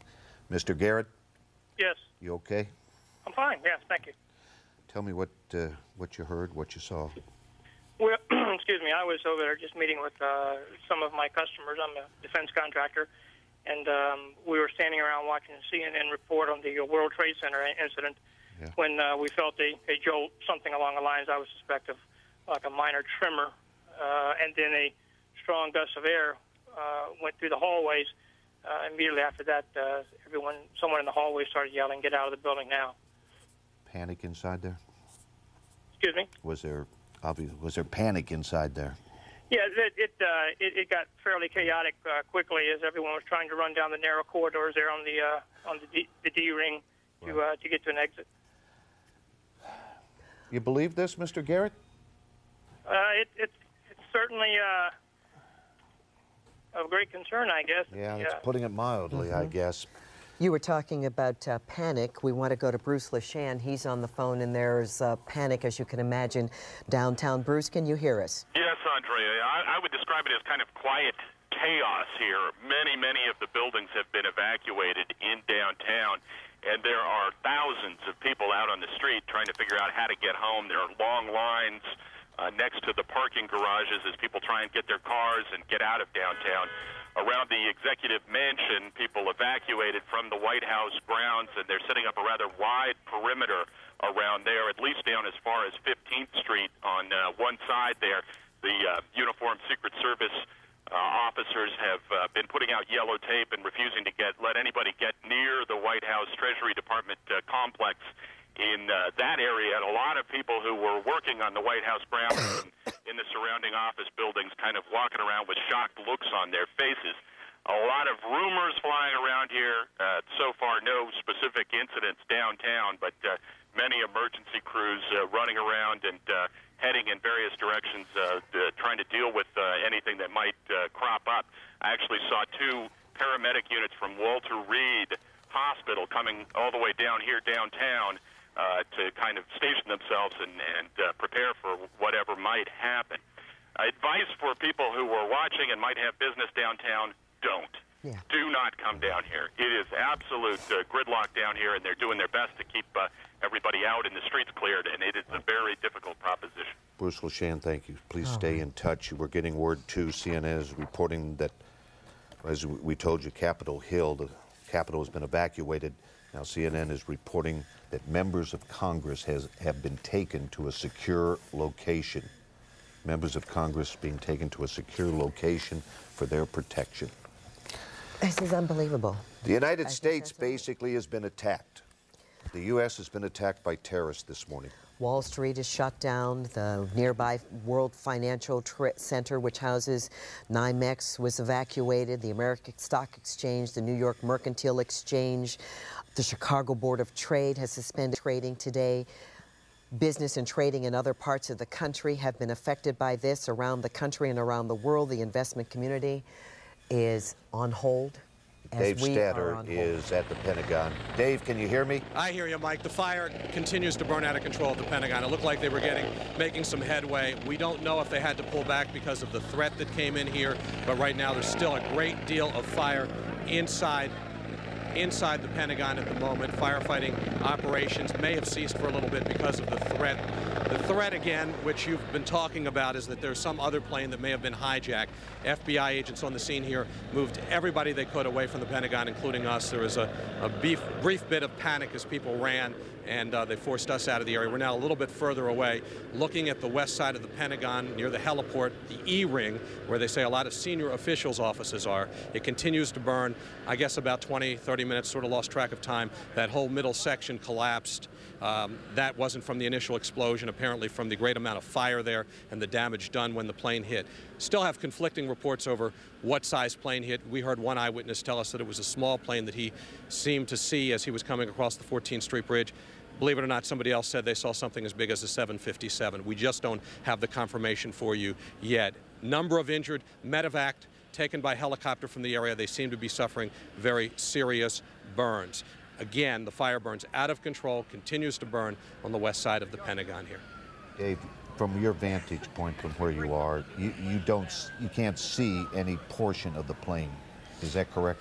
There was debris all over the place. In fact, I looked down. Mike Trammell, photographer, and Heather Cabot, a reporter here, said look down, and there was a small piece of what apparently Hold was on, the plane. Dave. Sure. Hold on just a second. We got a bulletin from AP. A large plane has just crashed in western Pennsylvania. Again, the Associated Press is reporting a large plane has just crashed in western Pennsylvania. That's according to officials at the Somerset County Airport. That's near Pittsburgh. Again, we had a report of another plane, a hijacking near Pittsburgh. Now we're getting a report of a large plane crash in western Pennsylvania, Somerset County. We have someone on the phone. I couldn't get the name. Tell me who you are, please. Dr. Gerald Post is joining us by phone. Dr. Post, your reactions? Well, the coordinated nature of this attack makes it clear we're not just talking about an isolated group, and I'm sure the dominant suspicion, although no responsibility has been claimed, will be with the Al-Qaeda network of Osama bin Laden. It's really. When I turned on television, I must say, I thought it was some sort of fantasy movie. Right. Dr. Post, we have this quote from Chris Yates, an aviation expert at Jane's Transport in London. He's quoted as saying, it takes a logistics operation from the terror group involved that is second to none. And you would agree with that. That's absolutely correct. And that makes it clear we're talking about a major organization with highly sophisticated operatives. And, Doctor, where's our intelligence? Yeah, how do we protect ourselves against this? That's one of the terrible things about terrorism and how difficult it is to protect about the unknown, unseen adversary. Do we do anything as a terrorist expert? What should be our response? Since so far, no group has claimed responsibility. What should we be doing now? Well, the first effort, obviously, apart from responding to this multiple site attack, is to identify who is responsible. Having said that, as we saw with the embassy bombings, in fact, I was recently involved in the trial in Dr. federal Post, court. let me interrupt you for a second. Again, our viewers, if you're just tuning in, you're looking at the smoke at the harbor in New York, resulting from the collapse of the Twin Towers of the World Trade Center. We're still getting another report from AP as well that senior law enforcement officials say a car bomb has exploded outside the State Department. It was already among buildings in the nation's capital evacuated earlier due to the attacks. The official says, quote, something has happened at the State Department. We hear it might have been a plane, then we're hearing car bombs. We don't know. Again, this could just be fear and rumor, but this is coming from quoted a senior law enforcement official saying something has happened outside the State Department. If any of our reporters are able to clue us in on that. Mike? CBS is reporting that there's been another hijacking. A 737 unknown what airline has been hijacked. CBS is reporting that plane is now circling Dulles International Airport. Again, CBS reporting another hijacking. 737 passenger jet has been hijacked. The report is it's now circling in the area of Dulles International Airport. Here's a quote from a service station employee. What the hell is going on in the country now? That's the reaction after seeing from his vantage point the crash and the smoke at the Pentagon.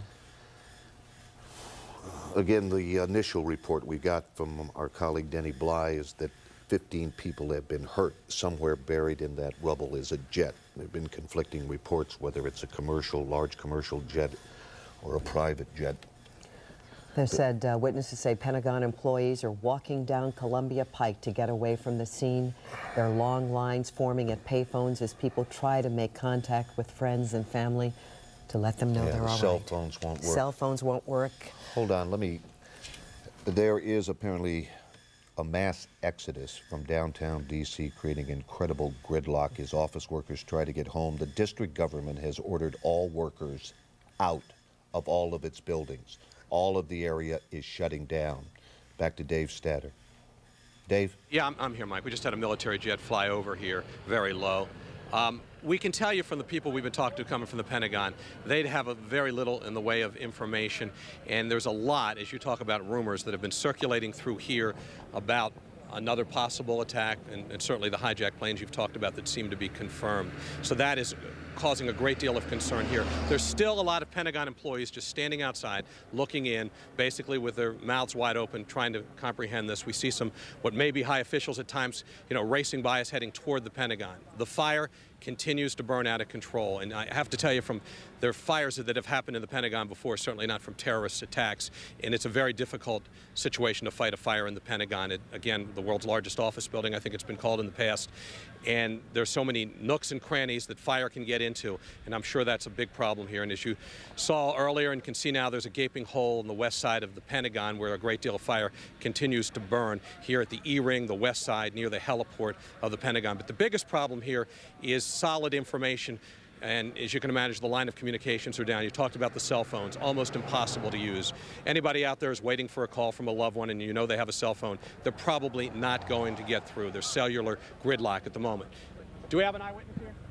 We have an eyewitness, I think, to what happened here at the Pentagon. If you have a moment, Heather Cavitt's bringing that person over here. Can you tell me what you saw and where you were? Well, we were on Columbia Pike where the shelter is, and all of a sudden you can hear the noise coming first, and then you can feel the shaking of the building. And we just looked up out of the window, and I saw the tail end go. What size plane? It was for me, it looked like a big size plane. It was definitely a passenger plane. And everything shook, and then all of a sudden you just heard this big explosion, and somebody said, my God, they hit the Pentagon, they hit the Pentagon. And I didn't know that they had hit the World Trade Centers this morning. And then, we've seen a couple injured who've been taken out. Have you seen any? I've seen people, yeah. I've seen a few injuries. And they lined up stretchers or those things they use, for the bodies. And a whole slew of people just went in line, military people, heading that way. So I take it that it was a lot of injuries. What's your name? Mark Eason. Thank you, Mark. Yes, sir. So there you hear it, another person who witnessed the attack earlier this morning here at the Pentagon when the plane crashed into the west side of the Pentagon. All the area roads leading to the Pentagon, of course, are shut down. Arlington police came in a few minutes ago, chasing many of the bystanders away, telling them to get out of here, much as the FBI did, because they're concerned about a possible another attack happening. Mike and Andrea. All right, Dave, we're just getting across the wire, too. D.C. Fire is assisting Arlington battle the fire at the Pentagon. D.C. Fire and EMS personnel are to report to their duty stations at once. The same for Prince George's Fire and EMS. All duty personnel should report to their duty stations regardless of their schedule, all in an effort to help what's happening in Arlington, Virginia, and give those folks a hand as well. As we've been reporting, this is the most audacious terrorist attack that's ever taken place in the world, says an aviation expert at Jane's Transport in London. It takes a logistics operation from the terror group involved that is second to none. Only a small handful of terror groups is on that list. The name at the top of the list, Osama bin Laden, but so far no group, no nation has claimed responsibility for the horror that is happening across our country. Let me tell you, we're getting a lot of phone calls. Let me, before we give you a recap on what's happened this morning, this is from D.C. schools. Schools will remain open and close at the scheduled time. Students should be kept indoors for the remainder of the day. We believe students are safer at school than elsewhere. Students may, of course, be released to their parents. This comes from the Office of Community Relations. All evening activities canceled. Well, we don't need to go into that. Elementary students currently at Wolf Trap are being transported back to their base school. School principals are empowered to make individual decisions in the best interest of their students and staff. All right, let's take a look back at what began about 8:45 this morning. First off, at 8:45, we had a plane crash into the World Trade Center. This plane crash, American Airlines is telling us this second one that you see, the fireball, was Flight 11, Boston to Los Angeles. It was a D.C.-based American Airlines crew aboard that plane. Now you're going to see the first whale. Well, hold on a second here. Now you're going to see look at this. One of the towers to collapse. This is the World Trade Center, 110-story tower. And then shortly after that, the second tower just collapsing into a pile of rubble. Here's the AP lead out of New York. In a horrific sequence of destruction, terrorists crashed 2 planes into the World Trade Center, and the twin 110-story towers collapsed this morning. Explosions also rocked the Pentagon, and there was a car bomb at the State Department. Let's go to Frank Herzog. Frank? Buck, I'm down at the Washington Monument Grounds. The park police here are in the process of just evacuating the entire area. Dave Statter mentioned a few minutes ago another military aircraft that was scrambled out of Andrews. We saw it bear off towards the southwest, possibly in response to the reports that you've got of the aircraft over Dulles. I can now confirm that the White House, about a half an hour ago, vehicles pulled up in the south entrance of the White House, apparently moving some key personnel out. And we've been able to spot on the White House roof Special Operations Forces personnel of the Secret Service, 3 of them. They're equipped with binoculars and a super long telescopic lens to be able to spot any incoming aircraft. And as you know, they are also equipped with handheld surface-to-air missiles to take an aircraft down. So they are up patrolling the top of the White House. In fact, Rick Armstrong, the photographer here, said just a few minutes ago they were checking him out through that long lens. Park police have shut down all the monuments, all of the museums downtown. They're telling all the visitors, all the people who are here, to just go on home. They're hoping to get most of this traffic out of Washington as quickly as it can. But again, for the last 45 minutes, all we've heard here is the wail of sirens and, of course, seeing the sight of that smoke billowing up from the Pentagon. Mike? All right, Frank, thank you. Trying to get people out of the downtown area, we just want to let you know Metro is still open, but Metro is on high alert. They say no threats have been confirmed. Also, all Alexandria Fire Department personnel are to report to their duty stations at once. And again, D.C. Fire and Emergency Medical Services people, as well as Prince George's Fire and Emergency Medical Service people, to report to their duty stations at once, regardless of their schedules. Virginia Medical Center, where Many of the people injured in the Pentagon crash explosion have been taken. The last word we had was from our photojournalist Denny Bly, who said there were at least 15 people hurt. This is the scene at the Virginia Hospital Center. We just want to let you know the Social Security Administration offices in Baltimore says all offices, Social Security Administration offices in New York and Washington have been closed. Let's go to Lauren Ashburn from her site at the Gannett Towers. What do you see, Lauren? What do you hear? Well, good morning, Andrea. Right now with me is Joel Suckerman. He was on his way into work, I believe, when he saw an American Airlines jet crash into the Pentagon. Joel, tell me what you saw.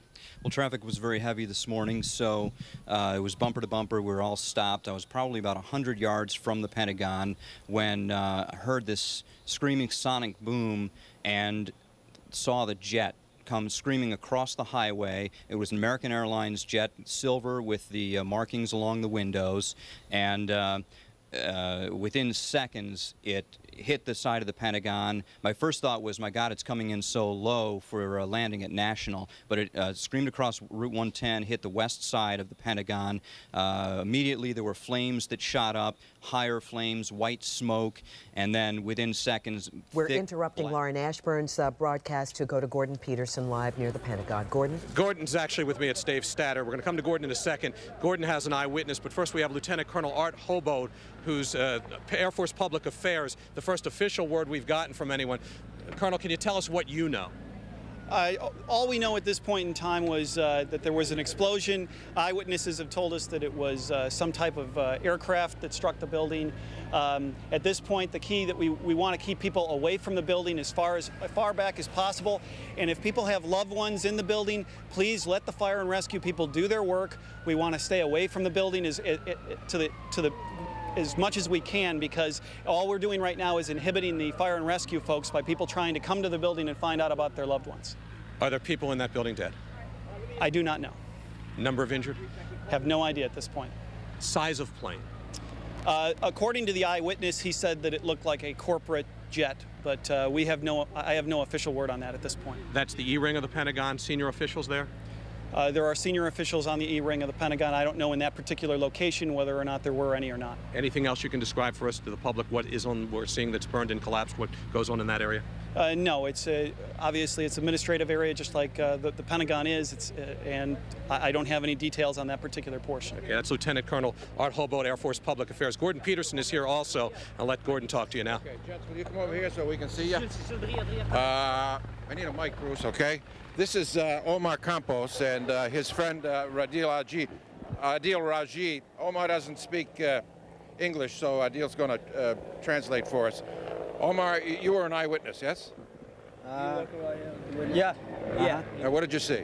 ¿Cuál te lo viste? Oh, bueno, lo que yo vi, o sea que yo estaba trabajando en el edificio que tenemos aquí al costado. He was working right here outside of the building. You know, to the building right there. Yo estaba trabajando hacia afuera. He was working outside. Take to the twist out, a little twist out, you know. He take like the trash and stuff like this. We're going to break into Gordon Peterson's report there from the Pentagon along with Dave Statter. Just want to let you know, Federal Protective Services now says there was no car bomb at the State Department. No car bomb at the State Department, but that building had already been under an evacuation alert following credible threats made to the White House. And we also have confirmation now that a large plane, apparently a jet, has crashed in western Pennsylvania. This crash, of course, comes just hours after terrorists crashed 2 planes into the World Trade Center in New York City. The twin 110-story towers have collapsed. Explosions also rocked the Pentagon. As Andrea just told you, there was no car bomb at the State Department. The Kennedy Center is closed this evening. All activities at the Kennedy Center closed. There was going to be Kennedy family members there for the unveiling of a new exhibit in tribute to the late president, but nothing will be going on at the Kennedy Center this evening. due to the urgent. Let's go back to Gordon Peterson at the Pentagon. Gordon, you're back up. Gordon? Okay, Andrea, we're back talking to Omar Campos and his friend Adil Raji is translating for him. Now, Omar, you say this was a smaller plane, 10 to 15 passengers maybe? No es muy grande. No es muy grande. It's not like too big, it's just... ¿Tú sabes los aviones comerciales? It's like business aeroplane. Like a business jet, and it was a jet. Yeah, it's like a business aeroplane. Ajá. Yeah. And what did you see the aircraft do? Pero ¿cuál tú lo viste exacto? Oh, bueno, yo lo vi que me pasó así por encima y tú sabes que venía muy bajo y movía hasta los árboles según venía debajo. It's come very fast down, it moves, then it goes straight to the buildings. And big explosion. Yeah, it's like... it's muy big. grande. Pero ¿sabe qué colores? Lo alcancé a ver que era como blanco por bajo y como así alrededor como celeste. What color was it? It's like white in the top, it's like blue color downstairs. White on the top and blue on the color. It's not like blue on the like white blue. Como los aeroplanes de aquí, de América. American como así. Algo así como los de la United, you know. He said like a United States airplane. And Gordon, you know, there's one thing we've heard from some conflicting information. They're saying like a large business type airplane. Others have said it's been as large as a 767. Right. There are conflicting reports we should tell people, including some military people who seem to have witnessed or getting information that it may be that large. Right. Okay. Are you an eyewitness as well? Well, we only seen the back part as it was going over our building. And what's your name? Mark Eason. And what did you see, Mark? Just the plane. We were upstairs and from the window, and we heard the rumbling first, and then the plane just flew over top of us. It was so low that everything just... Where were you? On Columbia Pike. And it scared the mess out of us. And all of a sudden, when it went past, you know, I ran downstairs and they just said, you know, it was a big explosion. They said, oh my God, it hit the Pentagon, it hit the Pentagon. Now, I know you just caught a glimpse. All right, we're going to break away for just a second. We've got Adrian Bailey on the phone with the Arlington County School System. Adrian? Yes. Could you tell us what's going to be the situation? We're getting a lot of calls from parents. Anxious parents. Yes, we've been getting a lot of calls from concerned parents, rightly so. What we've decided to do is to keep the children in the building rather than evacuating. We feel that they're safer there, and if concerned parents would like to come by and pick their children up, they're more than welcome to do that, but they will remain in the buildings today. All right. Regular closing time? Regular closing time is different for various schools. It can be anywhere from 2:20 to 3:10. But you're going to stick to that schedule is what you're saying? Yes, we are. Adrian, thank you very much. Let's go back to Frank Herzog, who is near the Washington Monument. Frank? We're seeing what looks like a medevac helicopter going up the Potomac River right now from the Pentagon area. Smoke continues to billow there, and we can confirm that no signs of any smoke or anything around the State Department. So I think that was a bogus report. I can tell you that the security is still very heightened on top of the White House. The security people up there are looking out to the west. We have got unconfirmed report, another plane out there. They say about 4 miles out, but we have not been able to confirm that at all. All right. As you can imagine, the way things are going right now, we're going to have reports left and right of things that are going to be true and untrue. And Frank, we just want to underscore what you said. We heard from federal officials there was no car bomb at the State Department. Right. Nothing at the State Department. Thank you, Frank. We do see jet fighters overhead. I just see one going off to the south now. So they are patrolling this area very heavily. There are at least 3 or 4 jet fighters in the air over Washington right now. I mean, it's just unbelievable. Sorry. Let me just tell you, at the World Trade Center... is no more. Yeah, the World Trade Center is gone. It's gone. That's what you're looking at on the right-hand side of your screen. Don't try to call anybody in New York. I tried to call my daughter to find out where she was because they've closed down some subway traffic, and as you can imagine, an anxious parent wanting to make sure, but you can't get through. Don't try. People have work to do there, and an aviation expert says this is perhaps the most audacious terrorist attack that's ever taken place in the world. They suspect that there are only few terrorist groups that could have put together something like this. At the top of the list, of course, is the name of Osama bin Laden, but so far, no one, no group, no nation has claimed responsibility for the horror that's been wreaked on the United States this morning. You want to recap here, Andrea? Let's just pick it up. Started, what, about 8:45 this morning? 8:45 this morning. That's when a plane crashed into the World Trade Center in New York. About 18 minutes later, the tower on the left was attacked by American Airlines Flight 11 out of a Boston to Los Angeles flight. That was confirmed by American Airlines. And the billowing smoke came pouring out, and we have reports of people saying they saw bodies, people trying to jump out the buildings. The flames resulted in the collapse of the first tower that was struck. And then shortly after that, the second tower came crumbling to the ground.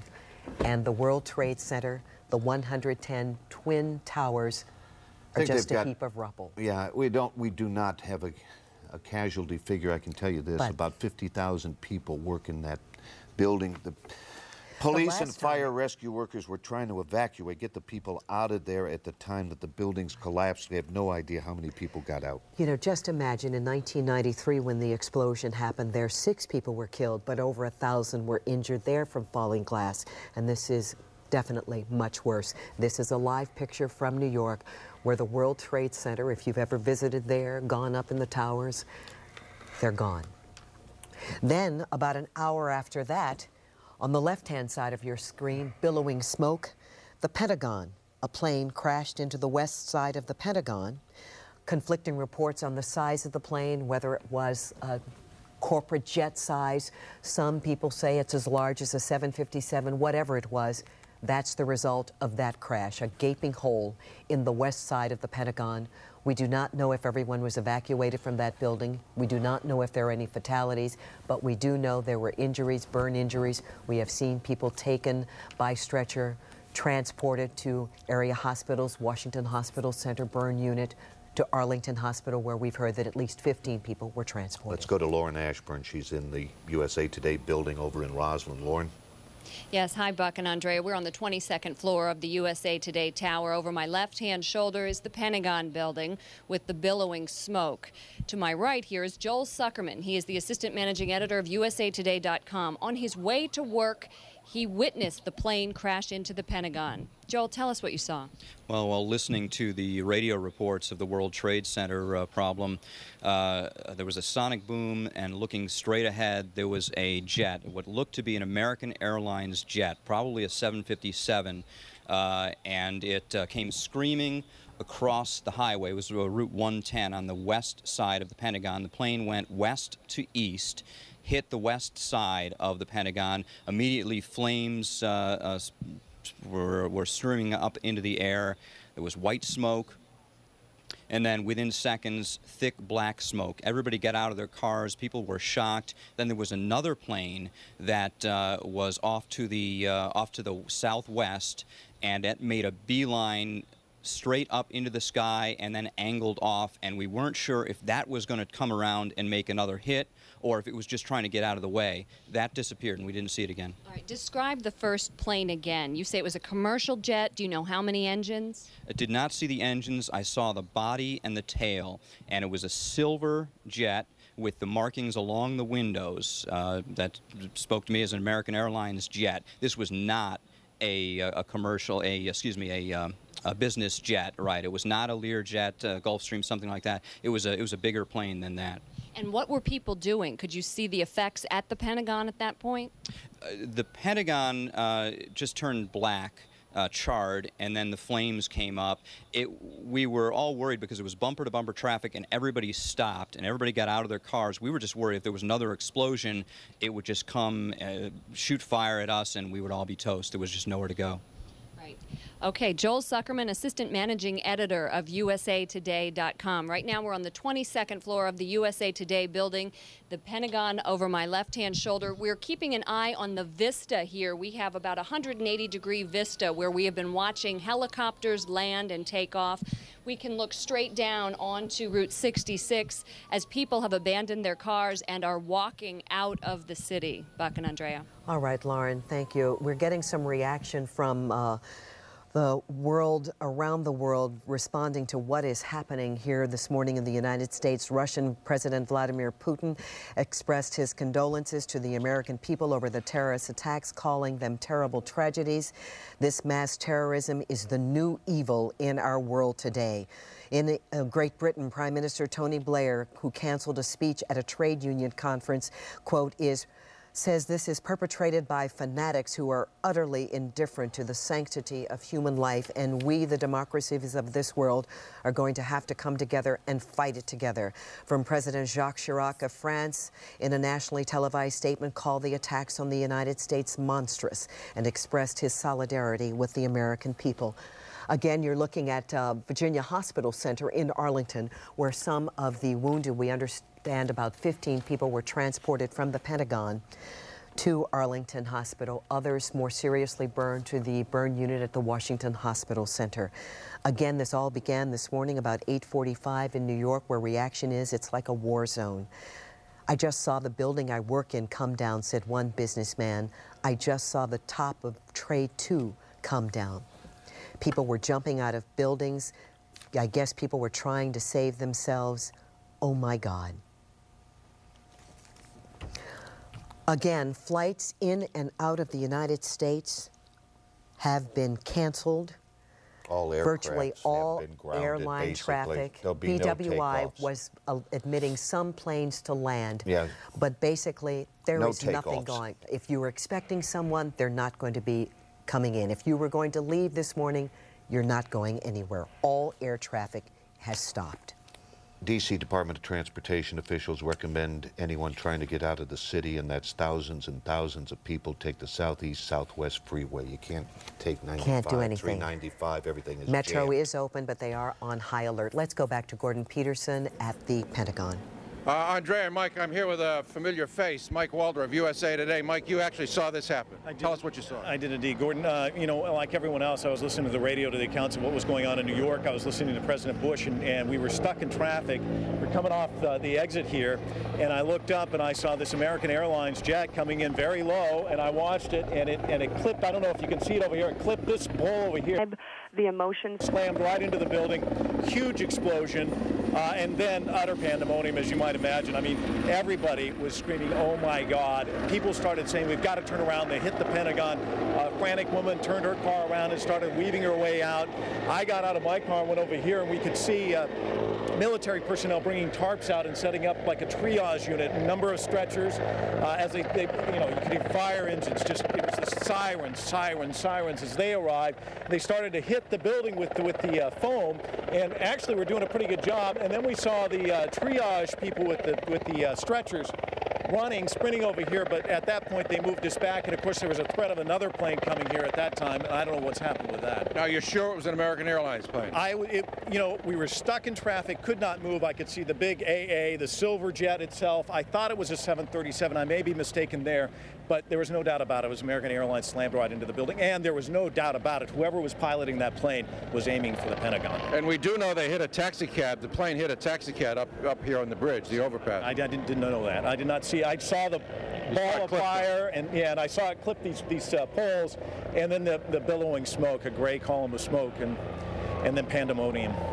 Dave? They're bringing in looks like at least three now more medevac helicopters here. I don't know if that means they found more victims there. We know we saw earlier at least 2 people seriously burned, taken out of here by medevac helicopters. Certainly the people in those offices after the initial fire and another ambulance. Also, D.C. Fire Department has sent people across the bridges over here to help Arlington fight the fire, which, as you can see, is still out of control. So there's still a lot of activity going on here in fighting the fire and dealing with the injured. Gordon, I talked to a staff sergeant who was in the building on the 3rd floor. He arrived for work probably around 7:45, and he said when it hit, the doors to the offices flew open. But he did say it was an orderly, it wasn't chaotic, it was an orderly transition out of the building and everyone got out. All right, this is the scene from right now live at the Virginia Hospital Center, where several injured people have been taken from the Pentagon after a passenger jet deliberately plowed into the Pentagon, hit near the heliport on the 395 side. People coming in by private cars, some of the walking wounded. We just want to let you know we've told you that all airports in the United States are closed, nothing coming in, nothing going out. Scandinavian Airlines rerouted 3 of its planes bound for New York and 1 for Washington from Norway, Denmark, and Sweden. Flights to the United States were suspended from Portugal, and the Belgian airline recalled 2 of its flights on the way to the United States. A lot of these planes are being diverted to Canada, but all planned flights from overseas.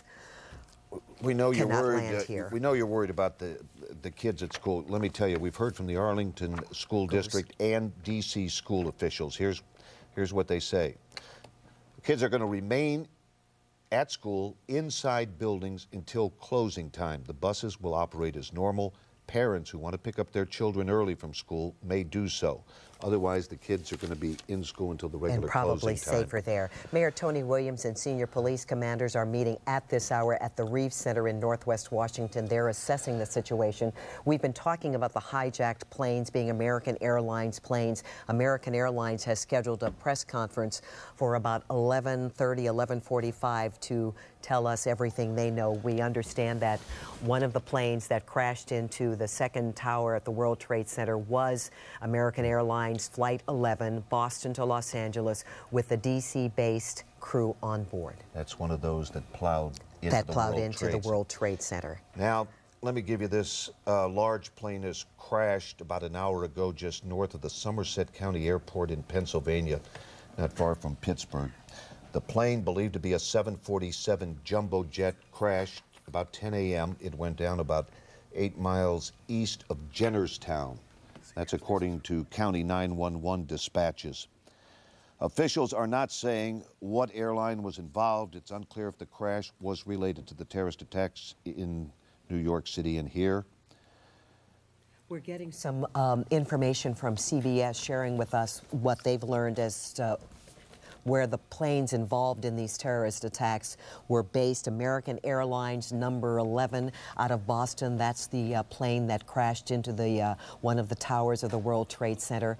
Another plane, United Flight 175, came out of Dulles. Another American Airlines Flight 77, Dulles-based, bound for Los Angeles. And then there is a 4th flight, United 93, from New York to from Newark to San Francisco. These are the planes that CBS is reporting were involved in the terrorist acts this morning. All right, so you've got American Airlines, 1, 2, 3, 4 planes that CBS has found out were involved in the crashes this morning. We know that 2 crashed into the World Trade Center. We know American Airlines crashed number into 11. the Pentagon. 1 crashed into the Pentagon. And you're reporting that 1 may have crashed outside of Pittsburgh? Right. They've got a report that the large plane crashed, about an hour ago. The plane is believed to be a 747 jumbo jet. This is near Pittsburgh. We just want to let you know we have some school closings to report. No reason given why, but Prince George's County schools are closing 2 hours early. Because of these attacks, the Federal Aviation Administration has ordered all departing flights canceled nationwide. No flights taking off nationwide. Any planes in the air were ordered to land at the nearest airport. You just saw shots from Virginia Hospital Center, formerly Arlington Hospital. Injured were just arriving on the scene. Innova Alexandria also is accepting injured. They have 5 people there. Their injuries are considered minor. Again, D.C. schools are open, but if parents would like to come and get their children, they will be allowed to go home with their parents. But again, the school buildings, the kids will be kept inside. That's the same in Arlington. Mike, is that the case? Yes, Arlington and D.C. It probably is a safe place for them to be, and to have more people out on the street clogging the roadways won't help the situation at all. So try and be patient. I know how anxious the parents are at this time. The picture on your left is the Pentagon, where apparently a commercial jet was hijacked. The hijacker, then in a suicide mission, plowed into the Pentagon. We want to let you know that the breakfast bar, now the lunch bar at the bottom of our screen, is keeping you updated on the most immediate information that we know affecting area airports, affecting area school systems, affecting area roadways in the metro area. And of course, we will remain on the air. Look, take a look. Can we, George, Bill, show them the picture from New York, would you? The World Trade Center up in New York. Look at that's the new New York City skyline. It's New York City skyline. Mayor Giuliani has called this a horrific mass murder. The Twin Towers. The Twin Towers are gone. We're going to show you the collapse. Here's a reporter getting ready to do a stand-up when one of the Twin Towers absolutely collapsed. It was just a short time later that the second tower went down. And when both towers crashed, Mayor Giuliani says a horrendous number of lives may have been lost in today's attack on the World Trade Center. I have a sense, again, right now we have to focus on saving as many lives as possible. That's from New York City Mayor Rudolph Giuliani. Who are we going to now? Let's go to Bruce LeShan. Mike and Andrea, I'm in the basement of the St. Regis Hotel, and I'm remarkably calm down here compared to the quiet chaos up on the street. I had a couple of conversations just a short time ago with some uniformed Secret Service officers, one a lieutenant, and both of them mentioned seeing or hearing about a low-flying plane that was unidentified in the vicinity of the White House. Now, I think that threat has passed, but the perimeter has been expanded substantially, the security perimeter around the White House, and they've been pushing people back, and reporters and photographers and people who work at the White House, many of them running from the scene, concerned about this report of a plane. And again, I think that threat has passed, but the perimeter is now probably 4 blocks away from the White House in any given direction. Thousands and thousands of people up on the street level who are trying to get home in any way they can, trying to explain the situation to their loved ones. There is a lot of panic, people not wanting to get on any kind of public transportation, not wanting to get on the metro. Just being down here in the basement of the St. Regis, I've heard a lot of concerned conversations with family members. I'm not going to do it. I'm not going to get on a bus. I'm not going to get on the metro. I'm just too darn scared. Long, long lines at all the parking garages, people unable to get their cars out just because of the sheer volume. Most of the businesses in this area have been closed down and evacuated. Even stores like the Starbucks and the little delis are shutting down because they're concerned about the situation. But as far as we know at this point, no true incidents here, all simply precaution. Buck, Andrea, back to you. All right, thank you very much. We can understand people's fear in getting on buses or metro, especially something underground. But Metro says they are on heightened alert, but they have not received any threats at all. Metro is still